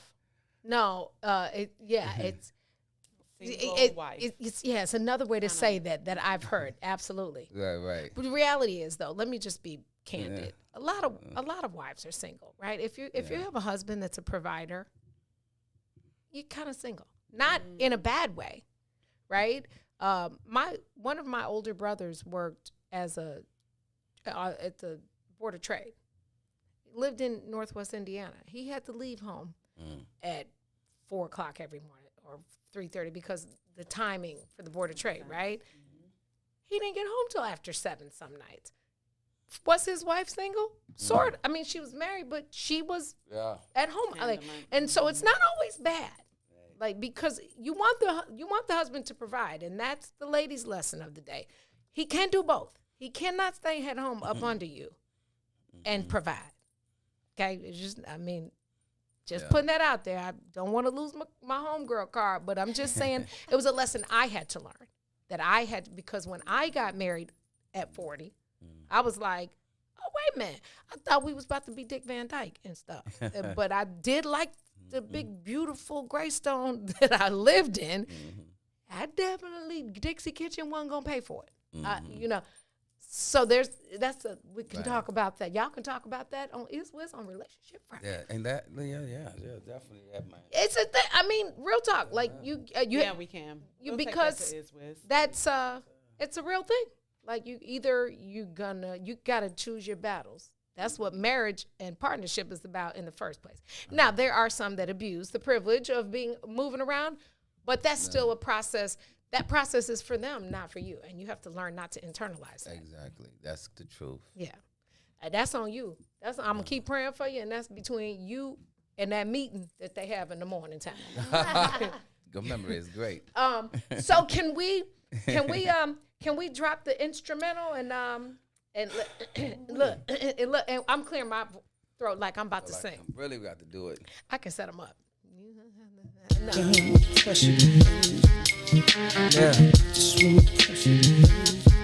Yeah, man. All these ideas, man. You don't have to find me. I'm walking right behind thee. It's so clear to see that you wanna be free. You don't have to find me. No. I'm walking right behind thee. Yes, it is. Baby, you wanna be free. Listen, standing my ground. I can't mess around now. It's like my time is in a bottle, captured by your love, yeah. Now I know women got this thing going on. We can't stay around so long, but I wanna come correct.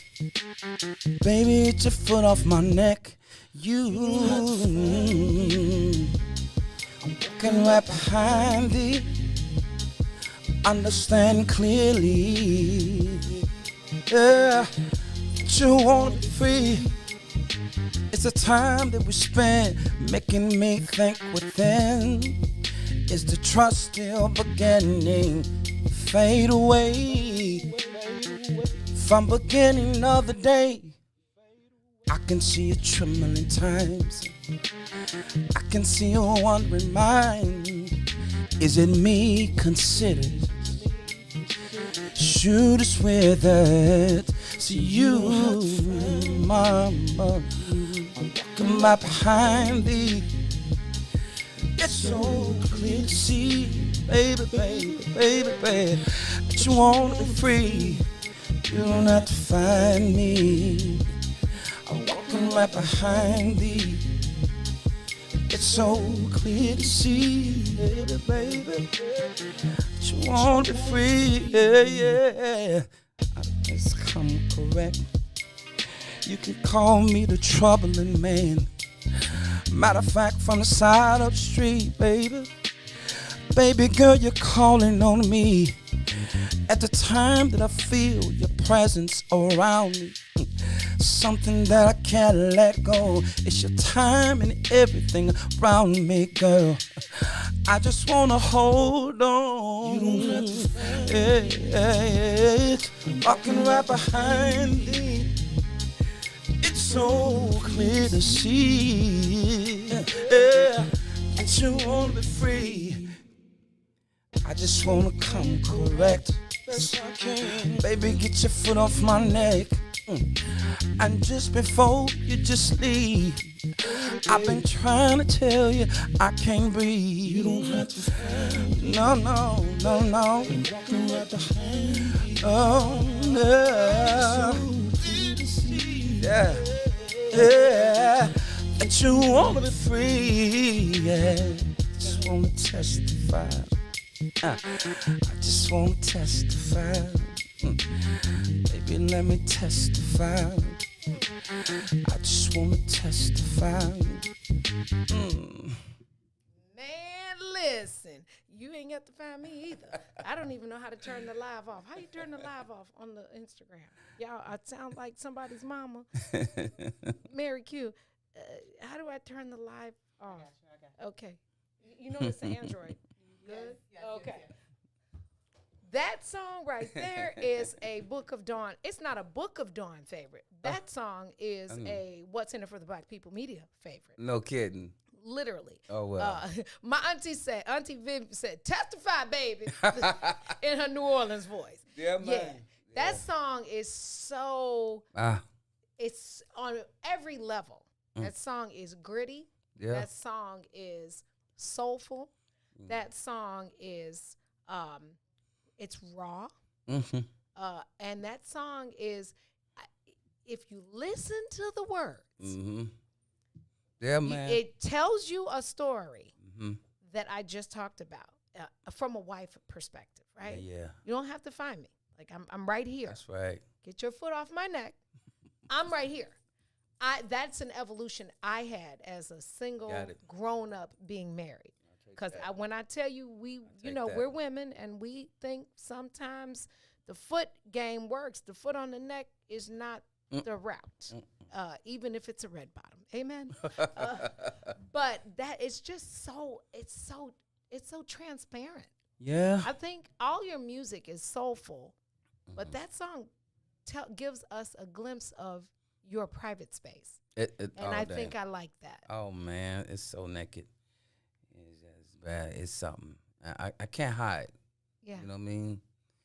I can't hide it. And you know what, Don? I really thank you because, what's in it for the people? I know they played it first. You all played it. We did, and we thank you for that. And I was in New York, and I said, I'm looking over the lot, whatever, and I'm strolling Facebook, and I hear it and see. I said, oh, wow, this was great. So I really, big ups, thank you, big time. I always send you my stuff anyway. You do. So, but yeah, it's a very close journey and something I had to really experience. Well, I received that. I've got I'm going to have to carry you 5 minutes after the break because I have to ask you these questions. Okay. Because when you came here the first time, we didn't have these Chicago questions. So we ask and you're South Side and West Side, so you may or may not pass this test. Oh, man. But you do know that I got like a minute. Can you Sam Cook us into break? Yeah. Or Anthony, you know let's do about it. Sam Cook. So we have 10:31. We're gonna break. So you got about Want to do it right now? 2 minutes to take us to break. Yes. Right now? Yeah. Darling, you send me. Darling, you, oh baby, send me. Darling, you send me. Honest you do, honest you do, honest you do. Well, first I thought it was infatuation, but oh, it lasted for so very long.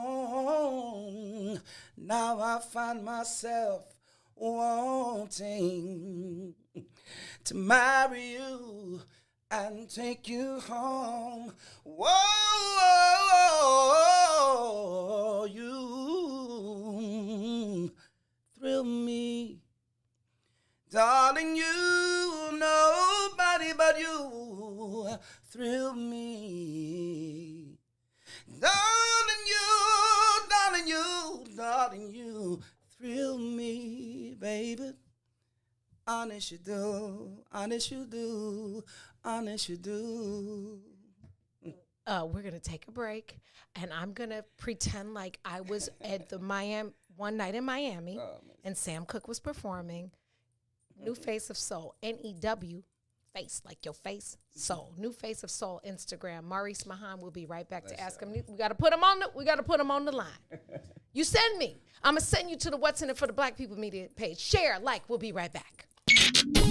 WIFTBPM.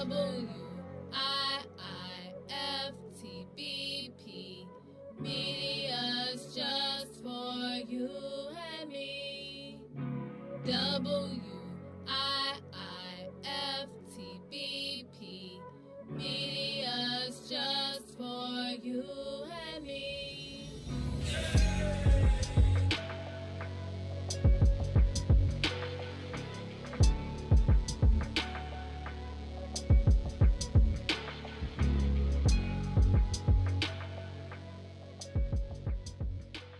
Introducing your trusted source for high-quality Black emojis, better known as Blackmoji. We believe Black is beautiful, and that beauty should be reflected in the digital market. Now there is an app that does just that, starting with Black Greek letter organizations. Blackmoji D9 offers more than an emoji app. It is a cultural experience of Black excellence. Download the app in the Apple or Google Play Store to access a specially curated catalog of emojis representing the Divine Nine. Use the emojis to celebrate Black Week events, acknowledge current events, support social causes, and learn about esteemed Black Week members who blaze the trail of Black history. A portion of every subscription goes toward a scholarship fund specifically for members of Black Week letter organizations to help keep the legacy alive. Download the Blackmoji app today. Yeah. Ooh. I miss your kiss. Oh, your kiss is one of a kind. It feels so nice. Girl, you do it right. I miss. Oh, girl, you don't go too fast. You take your time. Just how I miss. Hey, oh, you kiss it, then I'm drifting off your love. Keeps me floating, girl. I miss. Oh, and ooh, it feels so good. I wanna come down. Girl, I'm missing that love. Come on. Ooh, babe, I'm missing all those kisses. Baby, bring those lips to me. Oh, babe, I'm missing all those kisses. Baby, bring those lips to me. Come on. Oh, when you're not around, girl, I'm weak. I swear I be hearing things. Oh, yeah. Oh, and if I cannot have you, girl, I'm fiending. Oh, that's such a talent you bring. Yeah. Oh, and day is too long. If I can hold you in my arms, if I can find a real good love. Ooh, that kiss is a drug to me. Baby, your kiss is all I need. Come on. Ooh, it feels so good, baby. Oh, come on. Ooh, babe, I'm missing all those kisses. Baby, bring those lips to me. I miss it already, girl. I'm missing all those kisses. Baby, bring those lips to me. I miss it already, babe. I'm missing all those kisses. That's Sean White. Baby, We're back. bring those lips to me. Sean White, I am not kissing you. I am married. Did he say kiss my lips to him? I am not doing that. Welcome back. You tuned into the Book of Dawn. That's a young beast coming out of Chicago, Sean White. I know him. That's Lisa E's artist. I know, the big guy. Yeah, he gets a. We did a show together. I have to crack a joke on him though. When he came into the Book of Dawn, you see how bright it is in here? He had on sunglasses. I said, okay, so he's some kind of like a celebrity or something. I had to say it under my tongue. Young lad, Got you, what man. are you doing in here with? If I do wear shade sometimes. That's when I'm throwing shade. But yeah, but he's dope. Funny. He's dope, and he's a good writer. Yeah, I seen him. He's a good writer. Got a chance to meet. During the break, I just y'all know I'm full transparency, right? So we were talking. Mary asked about being able to see things that you think would work for a person musically, and Maurice described it as somebody sharing with you what would work in a music setting. Is kind of like being a vocal stylist, right? But I had to say, because I think it's a testimony to our commitment to music and to the friendship and to the the responsibility of making sure that it lives. Your journey has always been about soul music, never leaving, so that we don't lose. Saving soul music is my motto. Absolutely. Right. So we don't. I mean, no disrespect. I like ratchet music, Yeah. but you have intentionally worked to make certain that soul music still lives, not just from Sam, but from now. From now as well. And so I had to share with Mary that it does not come without fallouts. I mean, there are times where they're like, "You're doing a lot, Miss Dawn," and I say in a Miss Dawn voice, "Okay, okay, I'll talk to you when we speak again." Right. But we remember why God connected us in the first place. Exactly. And then it becomes, oh, I get it, because there's something that I need from him, something he needs from me, and that goes for all of the rest of the relationships with the musicians, the vocalists. Of course, there's pushback. We described it as labor, like the process of being creative is similar to labor. And you can't have a baby without pain, even with an epidural. Exactly. Okay, so the epidural will be the cocktails, right? There's still pain. That's real. But there's a you've been to Abuja. You've been to Abuja, so you know that the coal over there. Right. We have a coal mine in Abuja. Yeah. Right. Ahum. Right. Rather. Right. And it's black when you pick it up. It definitely isn't sparkly. So that process of refinement is necessary. Yeah. Tristan, who's sent a video request to be on Insta video. Trish Maxon. Oh, I don't even know how to do that. Tell her, I'm trying to still do a poll from yesterday, the panty line conversation. I tried to did they change it on me? I thought you used to be able to just scroll up and do a poll on Instagram where you just click the things and you say yeah or no. I couldn't find that yesterday. They keep changing it on me. I need to call the 15-year-olds. Welcome. So Maurice, I got to ask you these questions. Okay. Because and you're welcome to stay because we have. Do you know who Malik Youssef is? We worked. Okay, he's coming on the show via video. In the 10 o'clock hour. Shouts out to Africa Porter. I was like, I haven't seen Malik since he was at MV. Oh wow. So that had to be 2016. Yeah. And she connected me to his people. And I have to tell y'all, and I know they watching. Y'all know I'm spoiled. I have known Malik. I can't tell my age. I'm auditioning for something. I can't tell my age. But I've known him for a long time. Okay. And I said I got to call his people. Oh, okay. Who, baby, talk about in your feelings? Not feelings, in your Chicago fit. I got the what? Oh, okay. Oh, yeah. Something like that. It took like 5 months for me to break down the Break down. You know what, Dawn? Respect the process. People, you want them to be successful. Right. I don't know that it ever translated in my head that I was going to have to call the people. Right. But I got myself together because it has a greater value for the people that are watching to know y'all than my own little bitty extra large ego.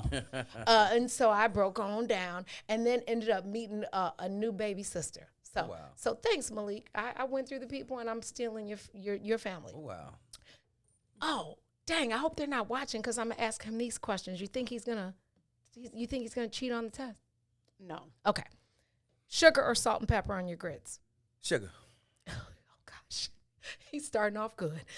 Sneakers or gym shoes? Which do you wear? Gym shoes. Cubs or White Sox? Sox. Ketchup or mustard on your hot dog? Mustard. Do you drink soda or pop? Pop. He's really quick with it. You drive on the freeway or the expressway? Expressway, man. Express, not express. Expressway. Expressway. You shop at Jules or Jewel? Jewel. Shop at Aldi or Aldi's? Aldi's. Aldi. Mine. You go to the movies or the show? Show. Zero easy, baby. Did you go to kindergarten or kindergarten? Kindergarten. You eat gyros or gyros? What's that? Do you eat gyros or gyros? Gyros. I can't. God. How many pennies make a dime? How many who? Pennies. How many pennies do you need to make it 10 cents? 10. 10. Okay. 10. I got one. And what's your song? What's the song that makes Maurice Mahan change from performer to, oh shit, make room on the dance floor? What song is that? Yeah. That's a tricky way. Ooh, Jesus. I mean, it could be ratchet. It could be to the window. I won't be mad. I'm such an old head, man. Outstanding from the Gap Band. Oh, that's a jam. That is a This what jam. It is, yeah. That is. I can see you liking that. But I don't. Oh, snap. Standing. It's just what it is. Yeah. Yeah, man. I can see that. Ron, my old nephew over there said the same thing. Yeah. Yes. Wow. Mm. What a day. What a great interview. And thank you for coming Oh, back. man. Listen, I texted him. I was like, hey, what you doing Tuesday? And he was like, whatever you need me to do. Oh, yeah. How about that? We need to plug this show, though, because I'm nervous that it will sell out. Yep. So tell us about this show at Tavern on LaGrange Easter weekend, right? That's right. That's a couple of weeks we're doing. I'm doing this is all beard. I'm doing a tribute to Frankie Beverly and Mays, and we're gonna do Marvin Gaye, of course. And then I have a surprise feature. Well, surprising enough, they wanted to come along, which is great for me. The little sister in the game, the Queen, Miss Angela. A1. A1. We went to see her at Tavern 2 weeks ago. We got history in this thing. So she said, "Man, I'm celebrating my sister." I said, "Wait, say no more." So we was on the phone last night, actually coming up with some duets. Oh, dope. So we can have one. Oh, it's gonna be best. It's gonna be best. So I'm excited about it. That's at the Tavern on LaGrange, April 3rd. Jesus, I hope they videotape that. RJ Mitchell is with me. Oh, dope. The young Dope. guy. RJ's dope. He's a young king in the game. I He love is. songs about, and shout out to Devin, all of Chicago, Sam. I want to let them, because they want to hear from me. I'm a fan of Chicago singers, musicians. I'm a that's big. fan. So there's no, is that slick? It's we're the same, and we in spirit, and we interpret it almost the same. Yeah. So, and all of us in that way. So big shout outs to all of Chicago, my favorites, my Quell and all them guys. They're just a good piece of music to listen to, depending on what mood I'm in. I listen to all of it. So it's just, I'm a Chicago fan of us. Which is very humble and gracious of you to say. But y'all all deserve it, right? Oh, yeah. Because even though you're the same, you're all so very different. And you all add a little piece to that puzzle that makes our city what most people want to be. Right. What was my word the other day? Do you guys remember my word? It cannot be imitated. I can't pronounce it. Give it a little Chicago try. Give it a little Book of Dawn try. Inimitable. Yes. Imminent. See, I need to yes. get that one. Inimitable. Yeah, Is that it? means cannot be imitated. Yes. See, Yeah. it's 2 days later. Please let me say how special Dawn is to us musicians and singers. Someone just reminded me. You are very, very. You are the lady. If it was a Barry Gordon, a Lady Barry, it would be you. You could be anything in the music Thank business you. because she has the soul of the pulse. She has her hand on the pulse. I could take a whole show to explain it. Thank you. But you bring us together, all the musicians or singers. Mo Fitz, I've been on for 30 plus years. Dante, 20. All of us been on a long time, but we hadn't met in the same room, and I'm thinking all of us in a long time. And Dawn used to bring us and still does bring us together. It's like a family reunion at all the is. events. It Walter is. why I ain't seen you in 16 months? And he, well, brother, you know how you go. So all of that is just great. I just big time, Dawn. Thank you so much. Thank you.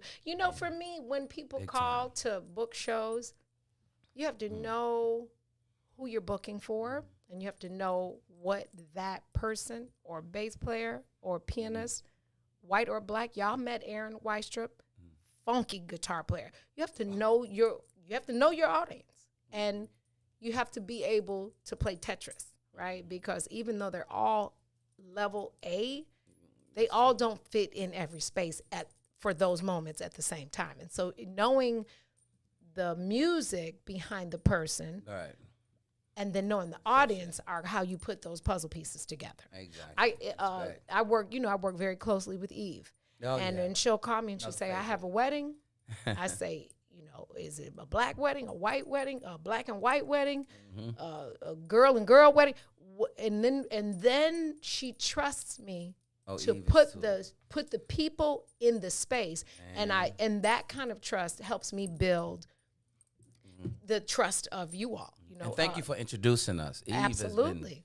Absolutely. You know what I mean? Oh Absolutely. my gosh, she's always calling me on something. Loves music. Yeah, I mean, she your loves it. talent is undeniable. She loves And knowing and working with somebody who loves music, who trusts me to put the music together is really, I just love music. And I know that music is a universal language. And y'all speak it well. I mean, ever work music? Will you think about doing something in the future? Heck yeah. You know, like Did I say heck yeah like I was 7? Heck yeah. It was fabulous. Heck yeah. Heck yeah. Yeah. I you know what? I'm just the walking jukebox. I always listen. Joyce Jackson Hurley, who you know is a beast. We do. These are sisters and brothers. She performed Amazing. Mo Fitz, Walter, and Marquell performed at my mother-in-law's service. She gets up and puts. Oh, my condolences. Thank you. Yeah. She gets up and says, "My pet peeve is singing with the words in your hand, because I feel like I don't have a voice, and if I know a million songs, right, y'all better know the songs, okay? Okay. That's why I used to send them to y'all like 2 weeks in advance, because I know you're busy. Right. And I said, she gets up and she's about to sing something, and she goes, and she looks at me and she says out loud, okay, I'm gonna try to do this without looking at the words, because I know Miss Dawn doesn't like people to hold the words. She says it at the service. No, she didn't. To the point where my tears turn into sheer hilarious giggle, because I'm like, you're right. And then I shake my head and turn into Miss Dawn. I'm like, yeah, you're right, because what we're not doing is karaoke. No, we can't do that. We're not doing I have karaoke. a problem with that. Yeah, We're plugging the vocal gym.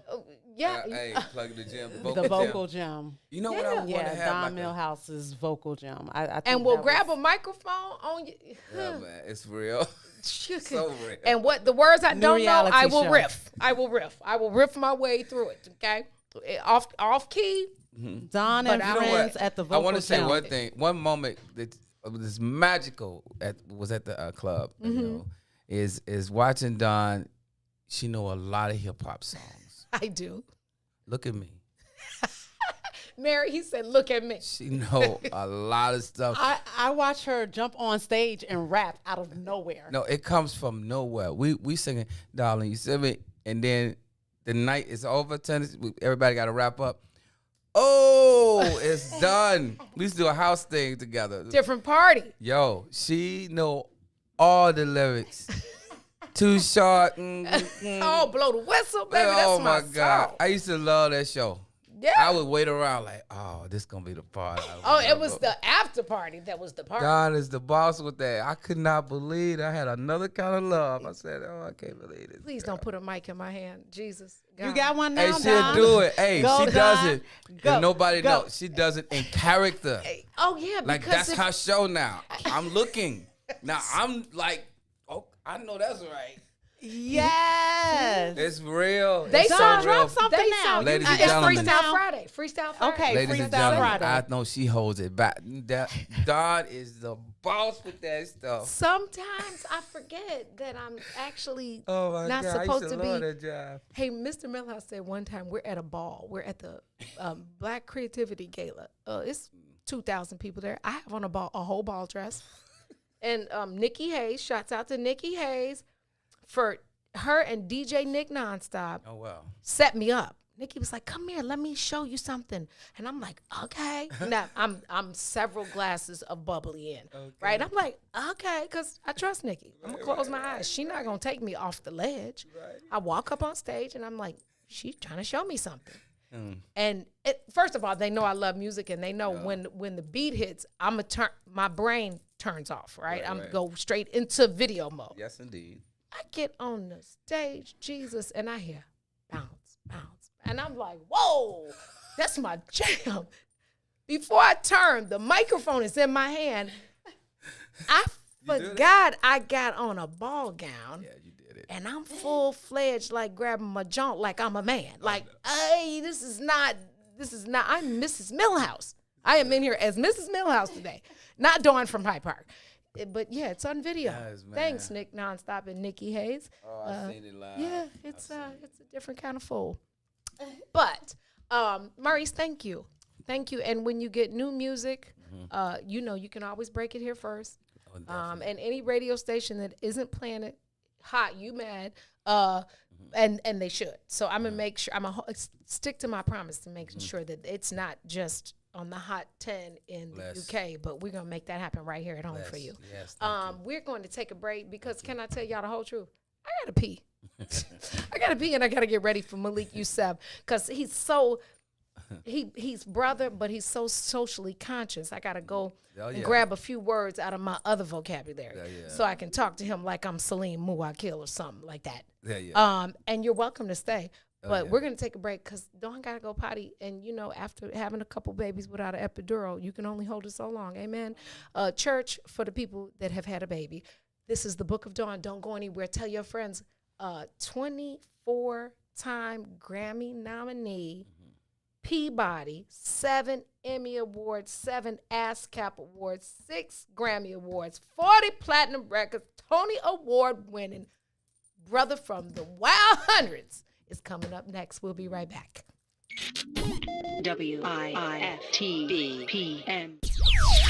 Welcome to Inhale, Exhale, you guys. We're your health home girls, Dr. Tanks Lee and Danny Time. We are being joined today by a guest, Samantha Allen, who's going to work with us today about attachment styles. Preoccupied, anxious, that's more so a child that comes from a background where the parent or the caregiver was kind of all over the place. You didn't know what you were going to get, so you were clinging to them when you did have their attention, because sometimes I might have it, other times I might not. Because of that, it creates an anxiousness in the child, whereas when I get your attention, I want to hold on to it. I want to make sure, so I might cry when you leave, or I always want you around. I'm craving your attention. Mother-father relationship, the father passed away, now the mother is over busy, she's working all the time, she doesn't have as much attention as she once had for the children, so now this created an anxious attachment style. Those adults grow up more, considered more clingy in relationships, always wanting attention or feeling like I need to make sure we're okay, fear abandonment, fear that we might be breaking up or you might be leaving me alone, so I might check in with you more often, I might call you more. I just need to be assured that everything is okay with our relationship. That anxiousness part is the anxiety of the relationship, of always thinking something might be going wrong. If I called you, you don't answer. Are you upset with me? What did I do? Let's figure this out. Let's work this out. You're always kind of on edge about where your relationship will go. You get a piece of paper, write down the event, the thought, emotion, and then logic. So in this case, say that your boyfriend didn't text you back. Okay, that's the event. What is your thought? Oh, well, he doesn't care. What's your emotion? I feel unworthy. What's the logic? Well, maybe he's asleep. So you gotta do that. That's addressing some of the symptoms. But overall, you want to engage self-love and self-discovery, right? And just kind of reprogramming your subconscious.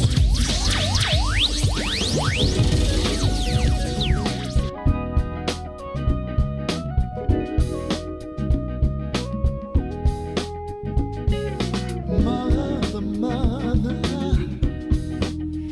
there's too many of you crying. Brother, there's far too many of you dying. We got to find a way to bring some love in a day. Father, we don't need to escalate.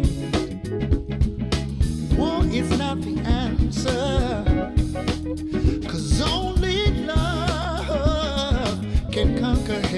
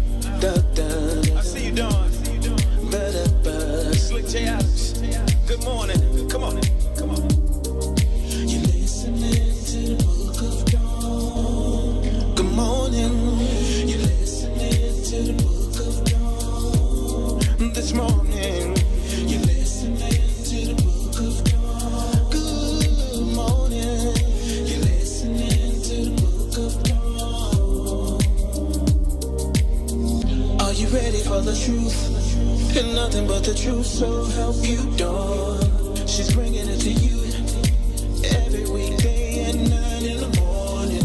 So if you wanna hear the real, this is what you gotta do.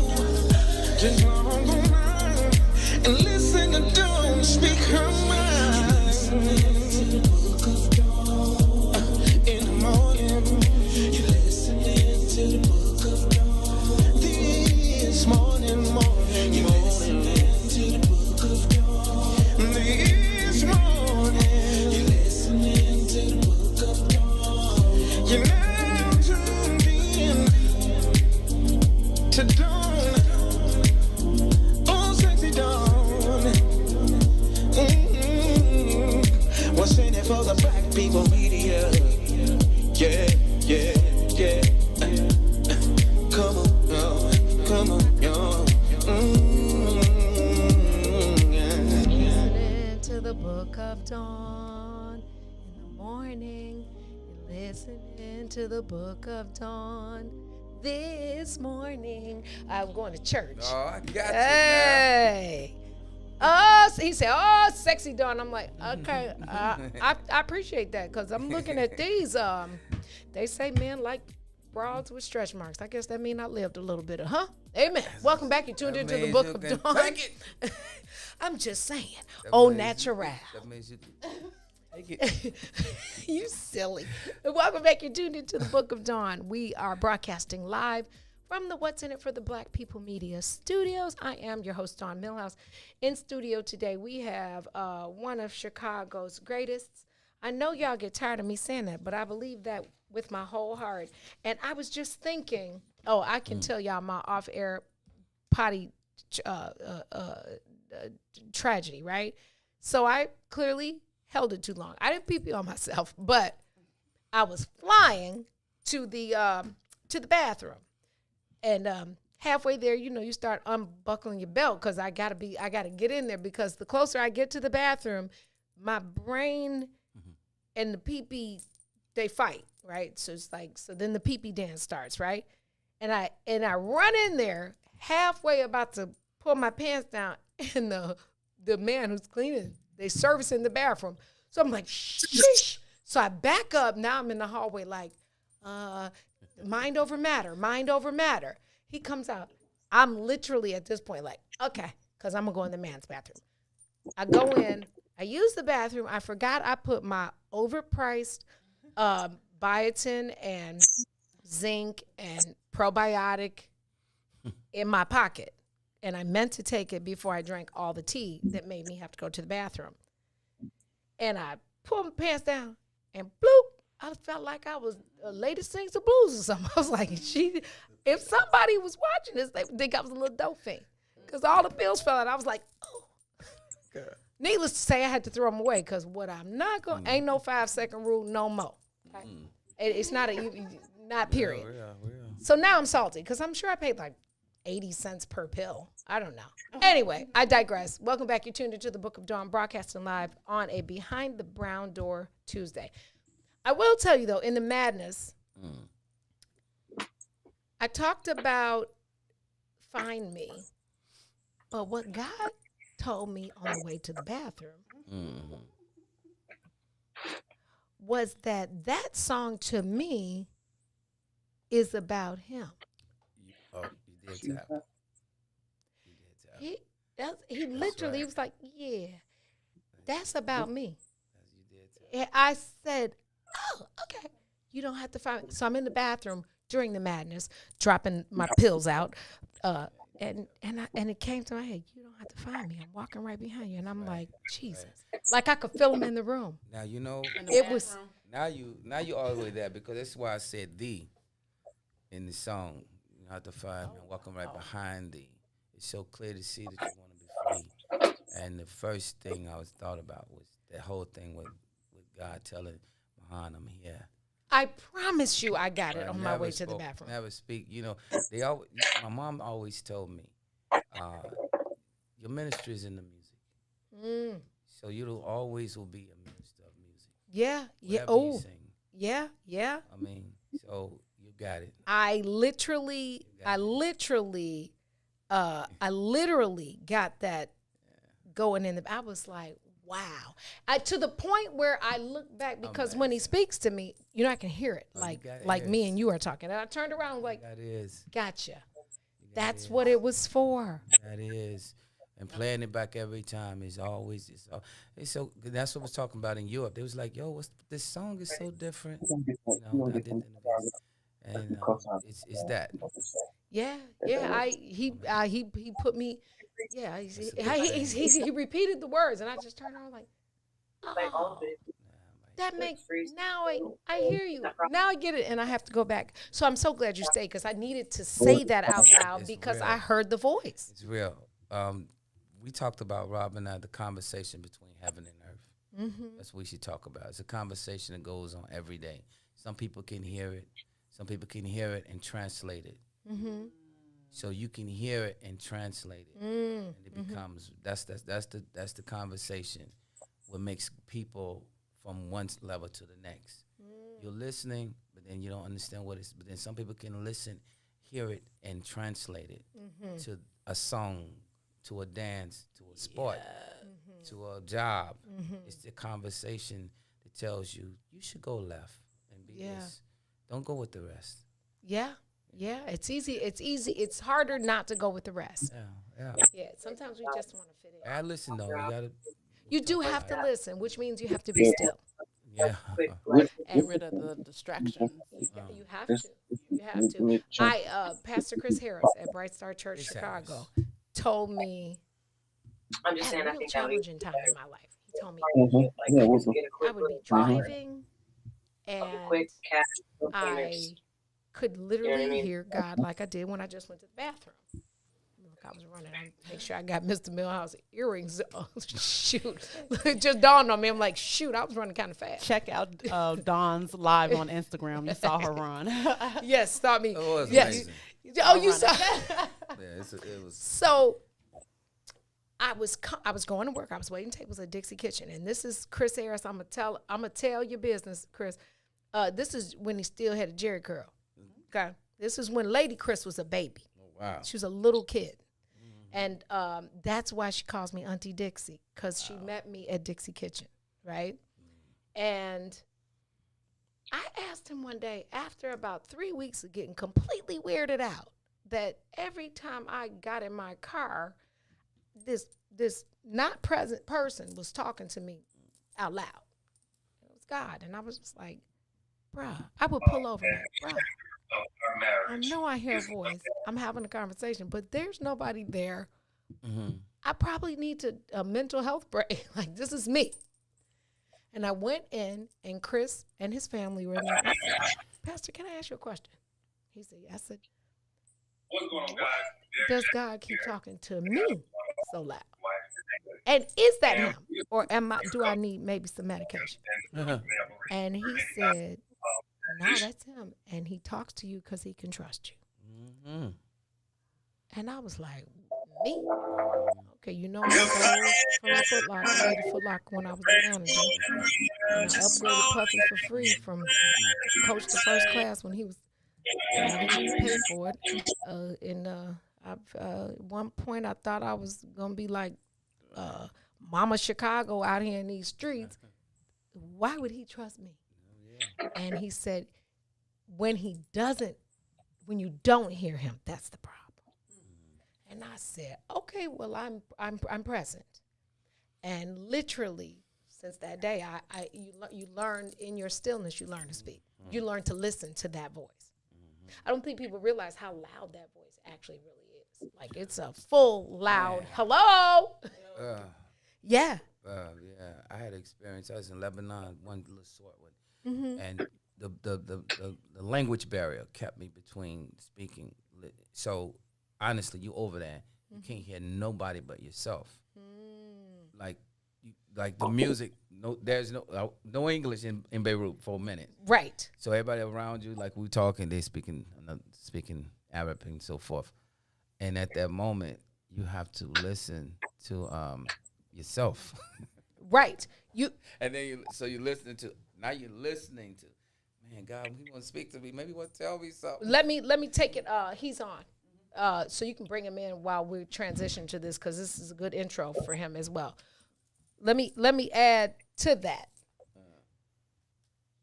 Ooh, Lord Jesus, should I put up a offering basket or something? Because I'm about to give you something. Yeah, I need that. Okay. Say that last line so I can fall right into it. You said you can't talk to anybody. You can't talk to no one because they can't understand your language at the time. And you said you're listening to Listen who? to your God and yourself. You're just listening. You're listening to yourself because the gift of the Holy Spirit is God in you. Yeah. And so he's in there. You don't have to find him. Right. Yeah. That was a gift. Yeah, man. Before you even knew you were. Trust. He had already given you him. You are God. Yeah. Yeah. I believe that. You don't have to find him. That's right about that one. Yeah. Deep, right? No, that was a real one. Yes, indeed. I'm like, Jesus Christ. So we're in. Okay, we're up. Let me see. I want to see his shining face. Malik Youssef, good morning. Hey, Mama. How are you? Hi. There he is. I'm waving like a little kid. Happy Tuesday, Malik.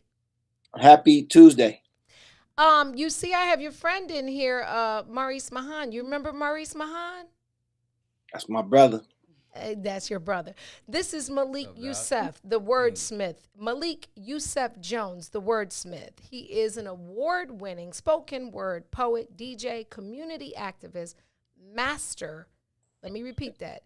You can get an associate's, you can get a bachelor's, but then you can get a master. He's a master songwriter, musician, artist, educator, director, and producer. But he is Chicago's native son. Welcome to the Book of Dawn, Malik, and thank you for waking up so early to join me and Maurice in this conversation about what you're doing, what you've been up to, and how much we miss you and when you're coming back home soon. Malik, Maurice told us before you got here a little bit about how you all used to be freestyling, and he would have to come in and to keep up with you all in this freestyle.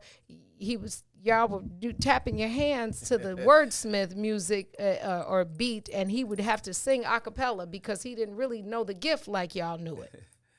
Do you remember that? Yes, I do. Oh, man, sharing with them, man, big ups to you, man, about the poetry scene was so strong that us vocalists had to come in and try to fit to the rhythm of the beat and sing a cappella.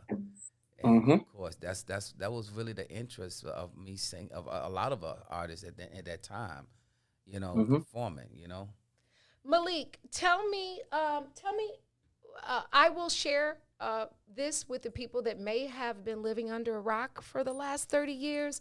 Malik is from the Wild Hundreds. Never mistake his accomplishments with that fact that he is for real from Chicago. And we'll get with you lyrically or otherwise, and I'll do the otherwise part for him. But Malik, you have taken what would have broken so many people and made it a lifelong intentional purpose to uplift your community. Can you tell us how you were able to sustain your strength and your mission through everything that you've gone through? Yeah, Dawn, I like to lean into the ideology and the overstanding and the understanding that all the toolbox is already in you, is given to you already.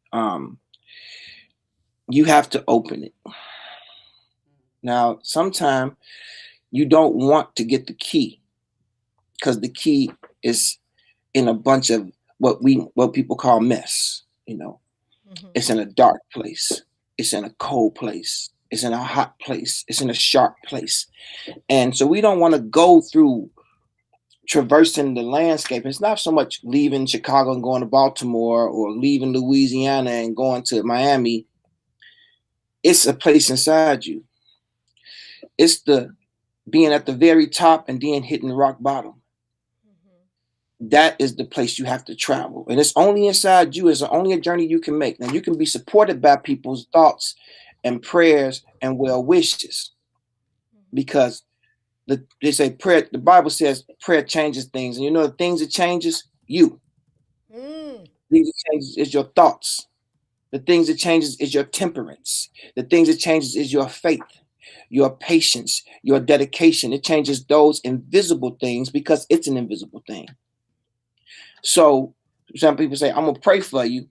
Yeah, that helps. But also donate some money, hit my cash app, those things. And I had to learn that when dealing with people, instead of just prayer, thoughts and prayers. That helps you endure, but it don't fix the things around you. Money solveth all things.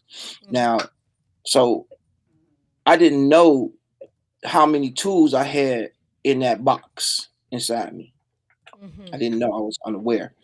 So when I had to go through all those landscapes that I previously mentioned, sharp, jagged, cold, hot, desolate, lonely, loud, quiet, all those things I had to go through inside me to reach the variable set of keys that opens that toolbox. And once I opened that toolbox, the ministry of song came out, the ministry of word came out, the ministry of fashion came out. I used all those keys. Now, so sometimes we look at other people and because to compare us to despair. So we look at other folks and be like, well, they having this and they did that. Now they got this and they ain't never had to go through the heartbreak. Well, they don't need that key to open up their toolbox. They might got one little wrench in their toolbox. Yeah. Speak that. So we go through that because you already got the cheat code. A couple of things that you needed to know, and that's all you really need to know, and everything else will be added to that. You need to know that you created in the very image and likeness. Yep. So if I was saying, if I seen a kid struggling outside and I say, man, you know what? You just like Superman. And he's struggling. He's like, how am I like Superman? I'm getting beat up over here. I'm crying. I'm hurt. Because you ain't turned on. You didn't know that you had those superpowers. Once we understand the image and likeness, that we can, that we can move inside us and unleash the God self that'll cover all those. It's like an atomic bomb. It'll cover all those things. And then the other thing is, people say, I'm praying for a blessing. That's the wrong thing to be praying for. Because you already know how to get a blessing. Bless somebody. Because every scripture, every wise book, the Bible, the Torah, the Quran, the Bhagavad Gita, everything tells you, all the scrolls, the Baha'i writings, it say something in this way. Give, and then you'll get. Do, and then you'll have. This is the thing. Plant, and then you'll grow. You'll harvest. Sow, then you'll reap. It tells you that. And we waste all our time asking God to help us. You don't need God to help you to fight the cheesecake demon. You don't need God to help. Because the cheesecake demon got a lot of steps. You got to have some money. You got to go to the place where the cheesecake is at. You can't be asking God to fight the cheesecake demon for you, or to pay your car note. Because the car note, they take money. They'll take money from you. They receive money from you. You ain't got to pray for that. You got to work. That's the work part. They say work, fight, and pray. That's the work part. Yeah. And faith without works is dead anyway. Rest in peace. Woo! It don't mean nothing. Let me tell you what when Malik, I've known you a long time, and I remember conversations at your very beginning, but you always walked as a king. And when we were scuffling our pennies together to pay for whatever we need to pay for at whatever place we were at, you never walked in a pauper's position. You always walked as a king. and repeatedly shared with me and Tony, my cousin Tony Hollins and Big Nasty. This is for now. This is what I am going to do. And you actually, I was saying the same thing, Nasty was saying the same thing, but you actually believed it and believed yourself into it. Mm-hmm. Never, always giving, always serving, and always remaining humble to the people that you knew at the beginning of that journey that were, hear me good, let me finish this, not just to the people, but the people that were loyal and genuine with you in return. And I think that sometimes we confuse, we have to be loyal to everybody because they knew us when we were in pre-K. That's not, you knew them. And that was that moment in time, the season or the reason, but it doesn't create a lifelong, I don't owe you that. Right. So I'm asking, how were you able to set yourself free from what many people that rise are beholden to, which ends up sometimes being their very demise? Mm-hmm. Yeah, those shackles are strong. Those shackles are strong with folk, because as givers, and I know all three of us are givers. You know, Maurice used to come to my store in the mall. You know, and then and wasn't nothing to make him come to that store. He had just won the Chicago Idol, and I say, man, Maurice, why don't you come to the store and shop with me? He ain't had no reason. Maurice been fresh. That nigga been fresh ever since he was born. You know, he ain't need to come to my store. You know what I'm saying? And he would come, and it just meant so much to me. You know, this is before we made Kanye. We hadn't built Kanye West yet. We was just in the middle of like building a Carl Thomas thing or whatever. And we had some comment out there. But I think that, you know, and Jay-Z said this to me. He said, you're going to see the most successful people being the most humble, you know. And that it was a confirmation because, you know, at the time, Don, I was always trying to lead the street. I was always trying to figure out how to get out the street. And I would, you know, stack a couple dollars, you know, throw some parties or whatever, you know. I mean, you know, it wasn't enough money to leave, but I just kept hoping that I'll be able to come from the street because I know what it entails. I know it's a lot of treachery there. It's a lot of having to do things that you might not might not have done, you know. And I probably, in my career, I probably left the streets, let me see, from 93 to 2005, I probably left the streets 4 times a year, 5 times a year.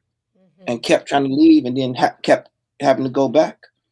The last time I went back to the street, I lost that when I had the MCM, and I lost that brand, and it put me in depression because I didn't handle it. I didn't know how to turn the computer on. I trusted my siblings and my cousins and everybody around me to make the brand go, and it went. You know, it was on TV, and Nelly was winning, and you know, Mary J. Blige on tour and all this. And I said, okay, I'm out the street, man. They pilfered me, sold it to their friends, and this, you know, because I was always a caretaker. And I went to my brother's house a couple years. You know, went back, then I left, and then I came back. But the last time I went to my brother's house, and I told him, I said, I'm gonna hit the streets one more time, bro. And we prayed. And I knew it was imminent. I knew it was going to be, this had to be the last time for real. And we prayed. And that's what I said, prayer don't change. It don't make nobody better. It makes you more wise. It adds to you. And when you pray for somebody, it adds to them. And by us being givers, we're going to automatically attract takers. Yeah. True. Yeah, that's actually, that's very well said, very blunt, but I receive it because I don't think I've ever heard it out loud like that. But Malik, you talk often about the process, and I think your description of the process is important to hear because it's. I say, like, you don't know my story. You see the glory. Like we see the Grammys. We see where you are. We see you doing TED Talks. We see you on album covers and getting production credits, but we don't know that Malik had not because he chose to be in a family where his mother wasn't perfect, but overcome that. And not because he wanted to wake up. No child is born and says, I want to go sell dope. Like, nobody does that. And then work your way through that. And then have the audacity to trust the God in you enough to say, this is it, and I'm not turning back. And then, as you said earlier, all these things will be added unto you. Because I will tell you this. I heard Reverend Bill Winston say this. He said, God made the earth, and then he made man. Mm-hmm. So the provision was already there. And so we work backwards because it's already there. But that your faith, it also says that your faith will make you well. At some point, you realize that, like I just told Maurice, God gave us him in us long before we were us. But you're recognizing that will literally give more to the community and the world than everything I just read. The Grammy nominations, the records, the awards, the ASCAP, the Emmy, the Peabody, the Tonys, the friendships with the richest black man, the brotherhood with the richest black man. Is it the world or the United States? Whatever it is, he's got 5 more 30,000 ducats than I do. But what is bigger than that is the work, the process, the boy who became the man who took himself, relied on his faith, and is sitting where you're seated now. Like, nobody invited you to the table. You built the table and pulled your own chair up. Yeah. And that, to me, will bless your community. Even though you bless your community in your career, that is what the lesson for the ones that are still stuck, whether it's from an abusive parent, an addiction to the money that you get from the game, an addiction to the power or a perceived popularity to the game. The blessing is that you don't need any of that because you're already walking in your righteousness. I just got to get a man his flowers while he living. You like flowers, right? I love it. And you know what? Let me say something to you. You said a whole bunch of stuff in there, but I'm going to say this. And I mean, this is not me being, I'm not being vainglorious here. When I met you, and obviously, you know, you are born with a very dangerous and powerful gift, the gift of beauty, right? You're born with that. That's what you have. And I tell my daughter all the time too. I talk to her because she's very beautiful. She's 11. I tell her she's born with the gift of beauty, and it comes with so much responsibility. It comes with you having to account for other people's feelings. And I remember you at different events when we had Boys from the Hood Foundation. I remember every single nigga there trying to be around you. Everyone. Not one of them that wasn't trying to be in your face and gain your audience and communicate with you. And these are dudes that went to the league. They got $1 million contracts, blah, blah, blah. And you would always, and I would see you, witness you, because everyone's eye was drawn to you, the way you moved, your smile, your kindness, your hey, sweetie, and to the people that was there, the guests that came to see these men of stature and power, and how you treated those folk. You created a karma loop for yourself I can't ever see it going. I can't ever see it letting you down. You gave to people, you poured into people that were, just guests. They were just patrons that came to pay money to be around. And I remember, the circle, and then the inner circle, and then that inner circle. And you were there in the inner circle. and you would still be so kind and stay to the end of the event and talk to me. I'll be right back, baby. Give me a few minutes. Some random person. And I said, man, this woman here has an anointing that is very rare to find, because the way you look, your beauty, the shine that you have could inform you to not have to do that. And people would have been okay. They would have been fine with that. Like, well, she's too much of a hot girl to really talk to me, and I respect that. You could have played that role, but you didn't. And what's coming for you, this coming up season of your life, is going to be greater than everything you ever had before. But only because you toiled in the soil. You went deep and put those seeds deep. And if those people don't even remember your name, they remember the feeling of this girl, this beautiful woman, moving through the space like an angel, could do anything she wants, go behind any of them ropes, go behind any of the curtains, do anything she wants to do, being kind to them. They might not remember the day, but they remember the feeling. And that's what the universe is responding to. Oh, what you made people feel. Listen. Now, hold on, Malik. I'm tough, right? They call me Teflon. That's one of my altars. And she doesn't cry. So Lady Dawn cries. But right now, if y'all see like a tear dropping, it's really my allergies. I'm lying. Look, I'm lying. You just sewed into my heart, and I received that. I wrote on a big old piece of paper, I receive, and I thank you for even real tears. That's my allergies. I'm seeing real allergies. No, Malik, I can't. Did we lose him? I no, can't. Right. Okay, I can't. I received that. I'm humbled. I don't even. All I can do is say thank you, because my mother always taught us we're all the same. Yeah. Like you are no different. Right.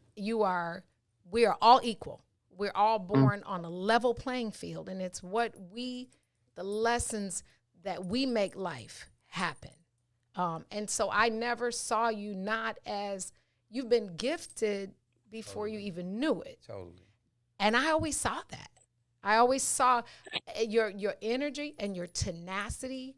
And you said it out your mouth. Me, you, and Vince Baz. You made it very clear. This ain't my forever. Like you talked a little bit faster, but we was moving, and so you through being a wordsmith, you've learned the difference in the inflection and the space and the time. But you talked fast, but I heard everything you said.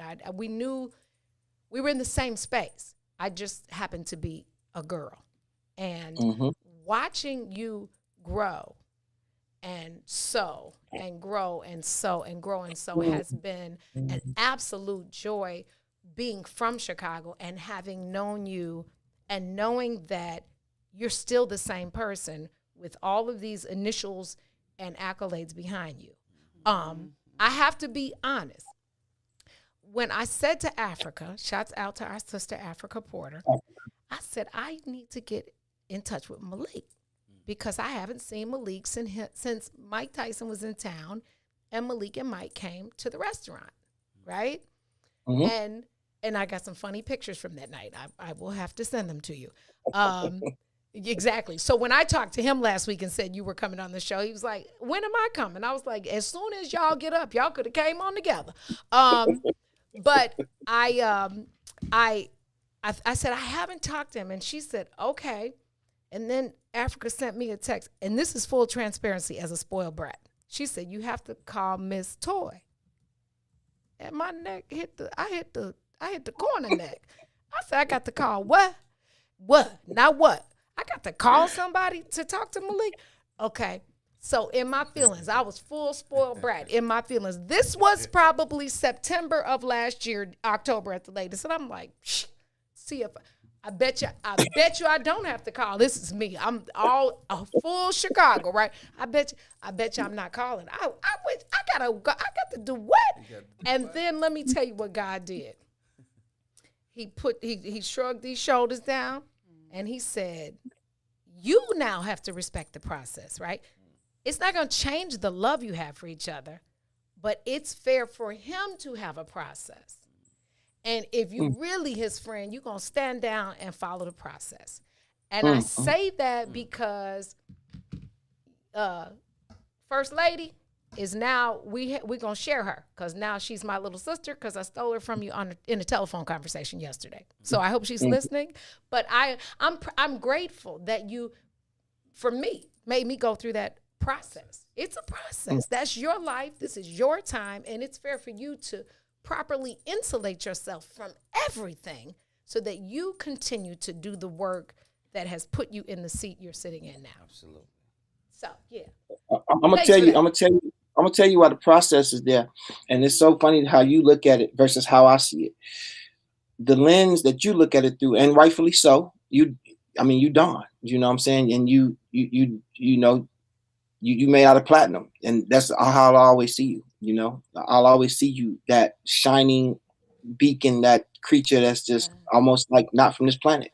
I'll always see you that way, you know, and just be thankful that you share any amount of time in your life with me. For real, there was nothing that forced you to take time out with me in your life and to be my friend. Nothing that forced you to do that. That was all sheer will and your own want to do that and your kindness. So the reason why I have a process is so I won't mess up relationships like the one I have with you. So I won't be like, yeah, I got you, and then the world crash over here, and I have to go handle some street shit with somebody that disrespected some sisters, and I gotta get on 4 phone calls. And then I'm like, okay, knock that out. Then I did my business. Then I made sure that the door at the compound worked. And I made sure that we got the new plug-ins for the studio. Okay, then talk to my kids. Then I lay down like, oh, I forgot to call Dawn. I understand that. And I don't want to be in that space, or I don't want to be in a space with any people that I love and care about. So I have these safety nets for me not to fall out of good graces with my people.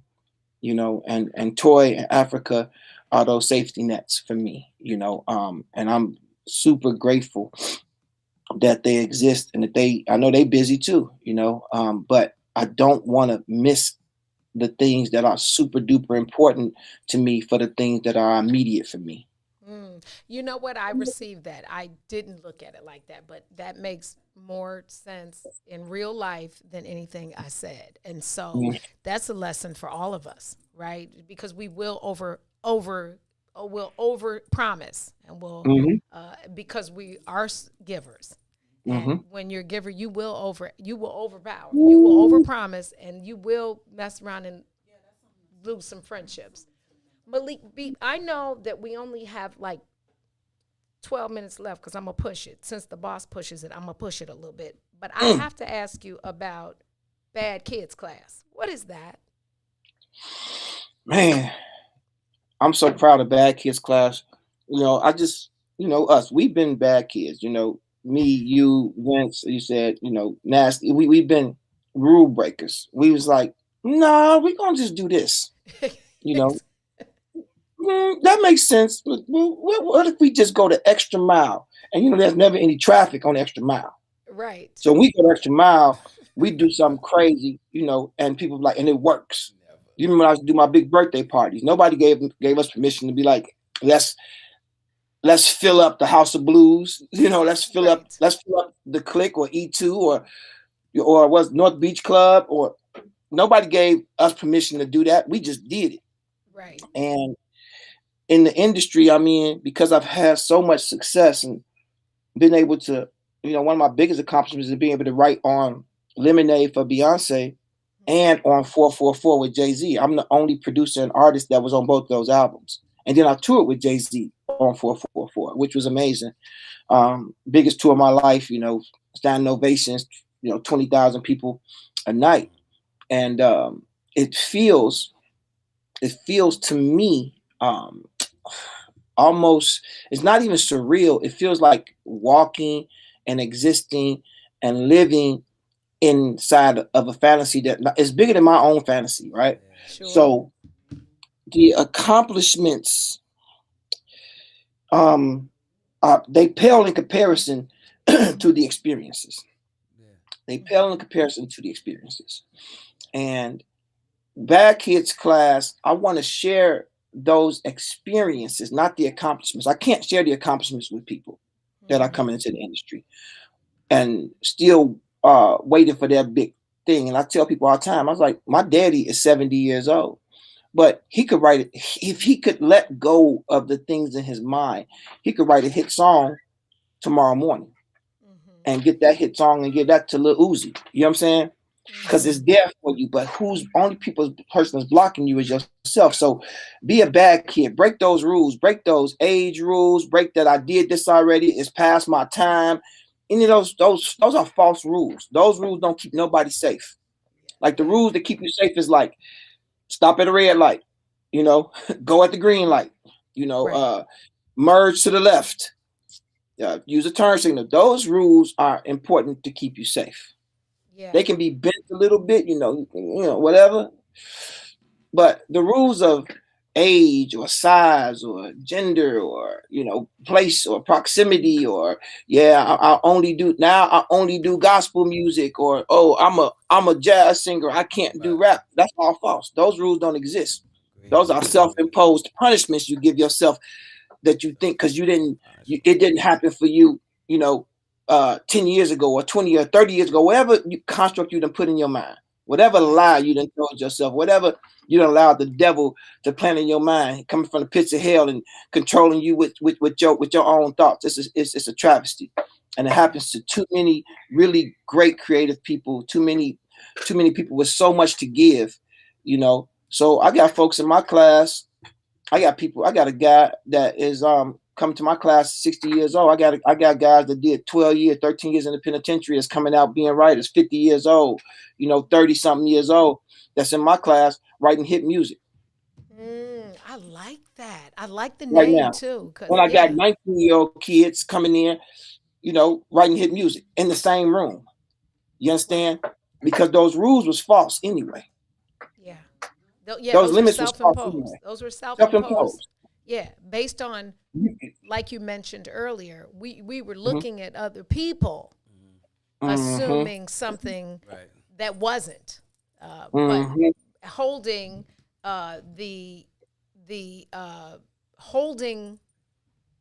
it was what we talked earlier. Murray said something earlier. I know you were. It's early where you are, but he said. He doesn't look, we're not looking in the mirror, we're looking at the black mirror. Black mirror. Can share that again, Maurice? The black mirror is the mirror that we see every day is a reflection. It's a reflection, but black mirror is a reflection of your life. So people that people will tell you who you are, what you look like, that who you meet is who you are. That's the reflection. And a lot of times we need to look more into that. That's the black mirror.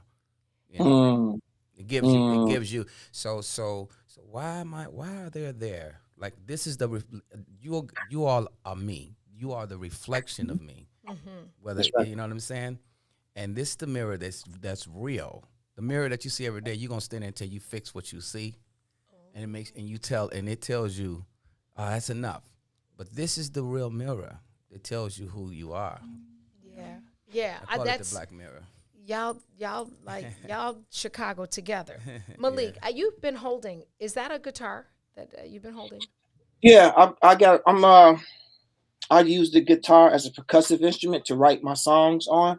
So I just listen to like the vibrations and feel the vibrations, and then I come up with melodies through that rhythm. I know a lot of people find that strange because they use it as a string instrument, and I just use it as a percussive instrument. Are you working on something right now?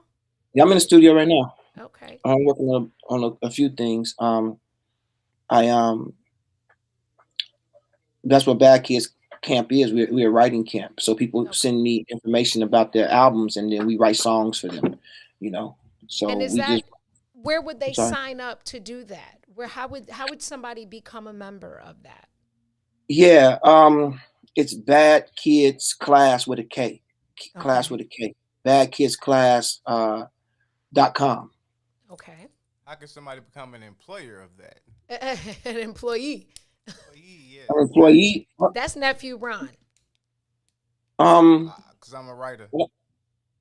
That's what I mean. You want if you want to write, you just join badkidsclass.com. Just come on in and come on to one of the classes, test it out, and just sign up on that. And it's a whole registration form, and you'll be able to come in and make your own way through it, navigate through one of the classes. They all the classes the camps, not the class. The camps are fun. The classes are hard. The classes are a lot of information, a lot of homework you got to do.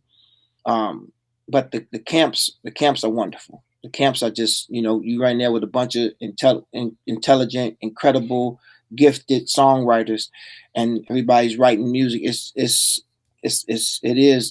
a fellowship, really. It is a fellowship, and I'm very blessed that I was able to start it. And the Most High told me to start it, and told me to start it, make it really, really cheap, almost it's almost free. It's really crazy. It's really crazy. And I know that at some point I'm in beta stage right now. In the next, 90 days, I'll be able to probably make a profit out of it. But that's not what is important right now. Right now, the importance is the system, the structure, the ingress for people to be able to experience their self as an artist, as a creator, in conjunction with bigger people. Right now, we got my boy Dana from Chicago. He's married to Jordan Sparks, and we're working on her project right now. And she's come a long way, and he's an amazing guy. They got a baby together, and she's coming into her womanhood. And I love just talking to him and hearing her. And he said, yeah, she exploring rap. She exploring, it's just one of those things. And then, we got Vic Mensa from Chicago. We writing his stuff, but also we doing Drake. We doing shooting stuff to Beyonce again.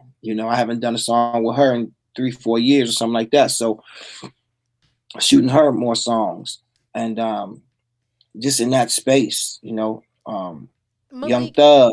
Do you ever Go get ahead. people that would like to take the class that can't afford it?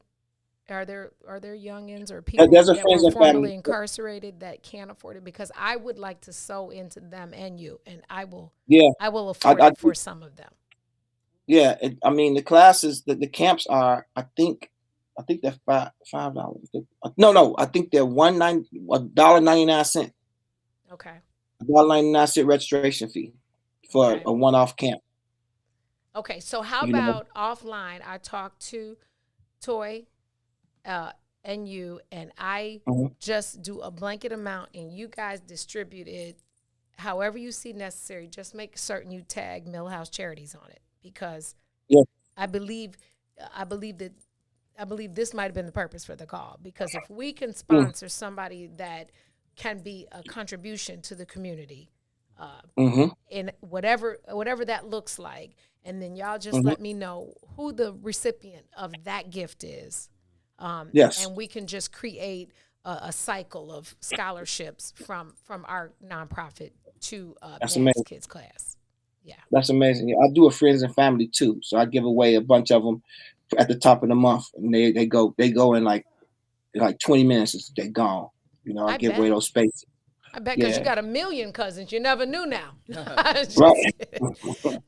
Listen, I got to give you this test real quick. It's a Chicago quiz, but then I'm thinking you might want to play that guitar before we get out of here. So let me give you a lightning short version of the quiz.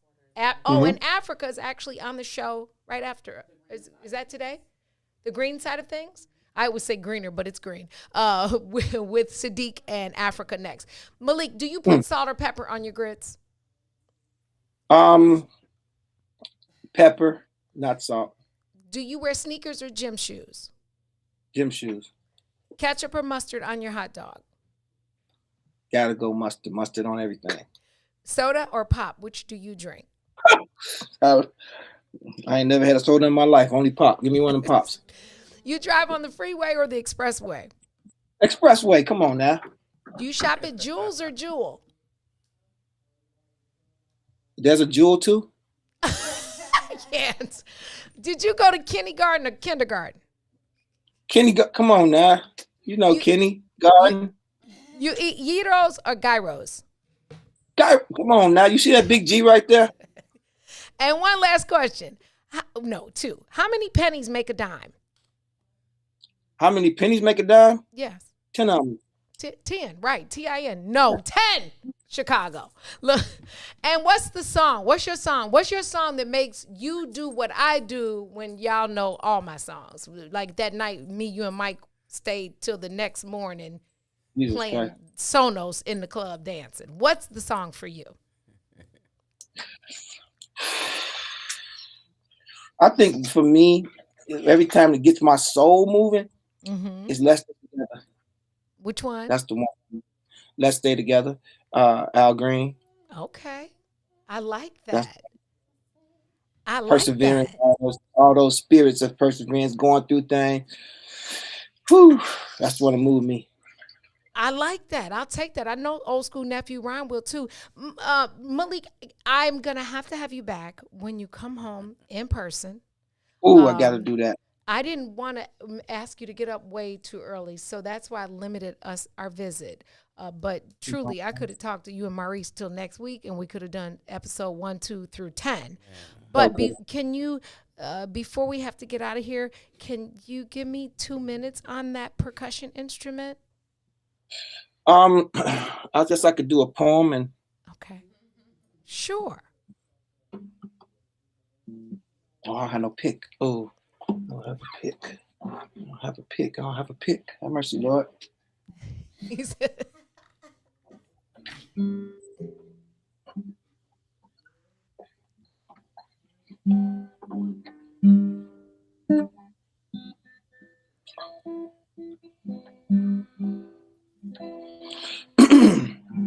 I don't have a pick. It's not gonna. Let me see. So I'll just sing the song that is inspired by this. Okay. And it says, I had a dream. Oh, I had a dream. I had a dream. Oh, I had a dream.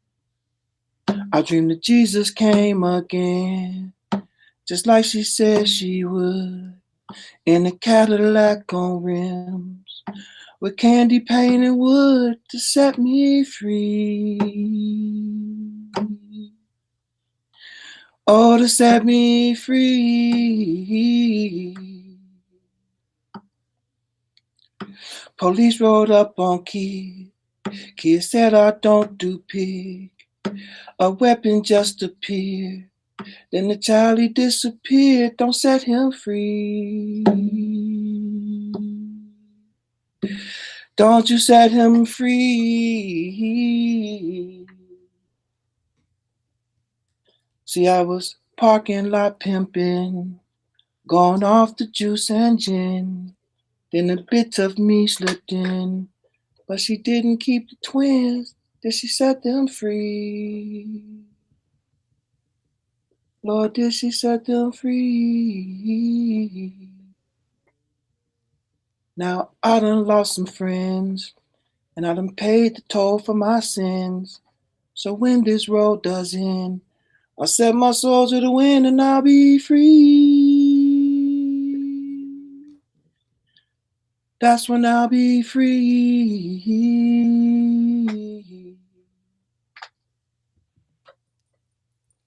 Wow. Look, you heard that right here behind the brown door. Y'all know what that is on the Book of Dawn. So now you two have to rock with me to the end of this. I end the show every day by saying, here's 2 things, because that's the smart aleck DH. That's another person.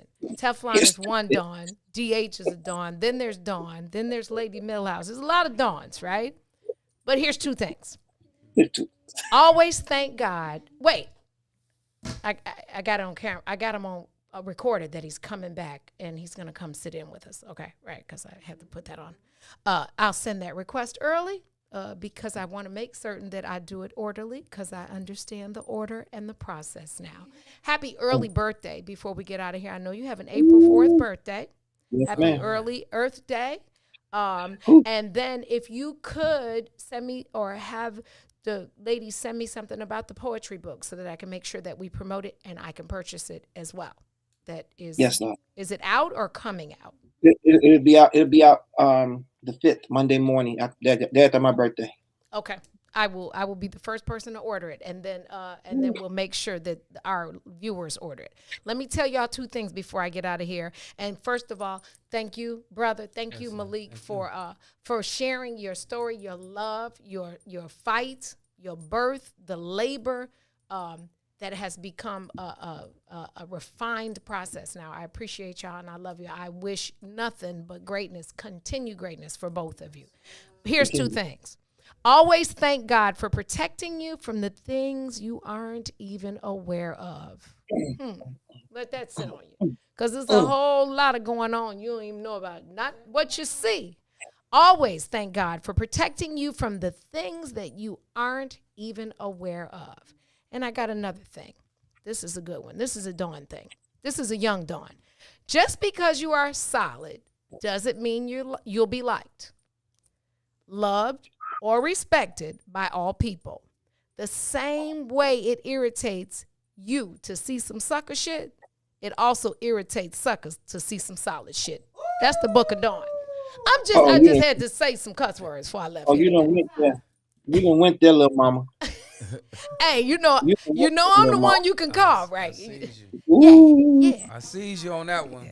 Them suckers don't like solid shit. It's some people mad right now that we all in the room together. It's some haters right now mad. You about to get some Texases. Man. And I ain't talking about Texas toast. I'm talking Tex in my Chicago voice. Right. Okay. Listen, thank you for spending time with me, Maurice, Mary, nephew Ron, Malik, Yusef, Jones. Remember to lead with love. Use your voice to be a positive impact. Do some shit that don't benefit you for somebody else, okay? Have a wonderful day. Tune in tomorrow for the next page in the Book of Dawn. And y'all know I'm an Alabama fan. So even if you're not, please just say Roll Tide when I say peace and roll tide roll. Thank you, Malik. WIIFT. Baby, let me steal. I gotta steal. Don't you wanna steal? I've got to see you somehow. Not tomorrow, but right now. I know it's late. I can't wait. Come on and steal. Don't wanna keep thinking I might change my mind.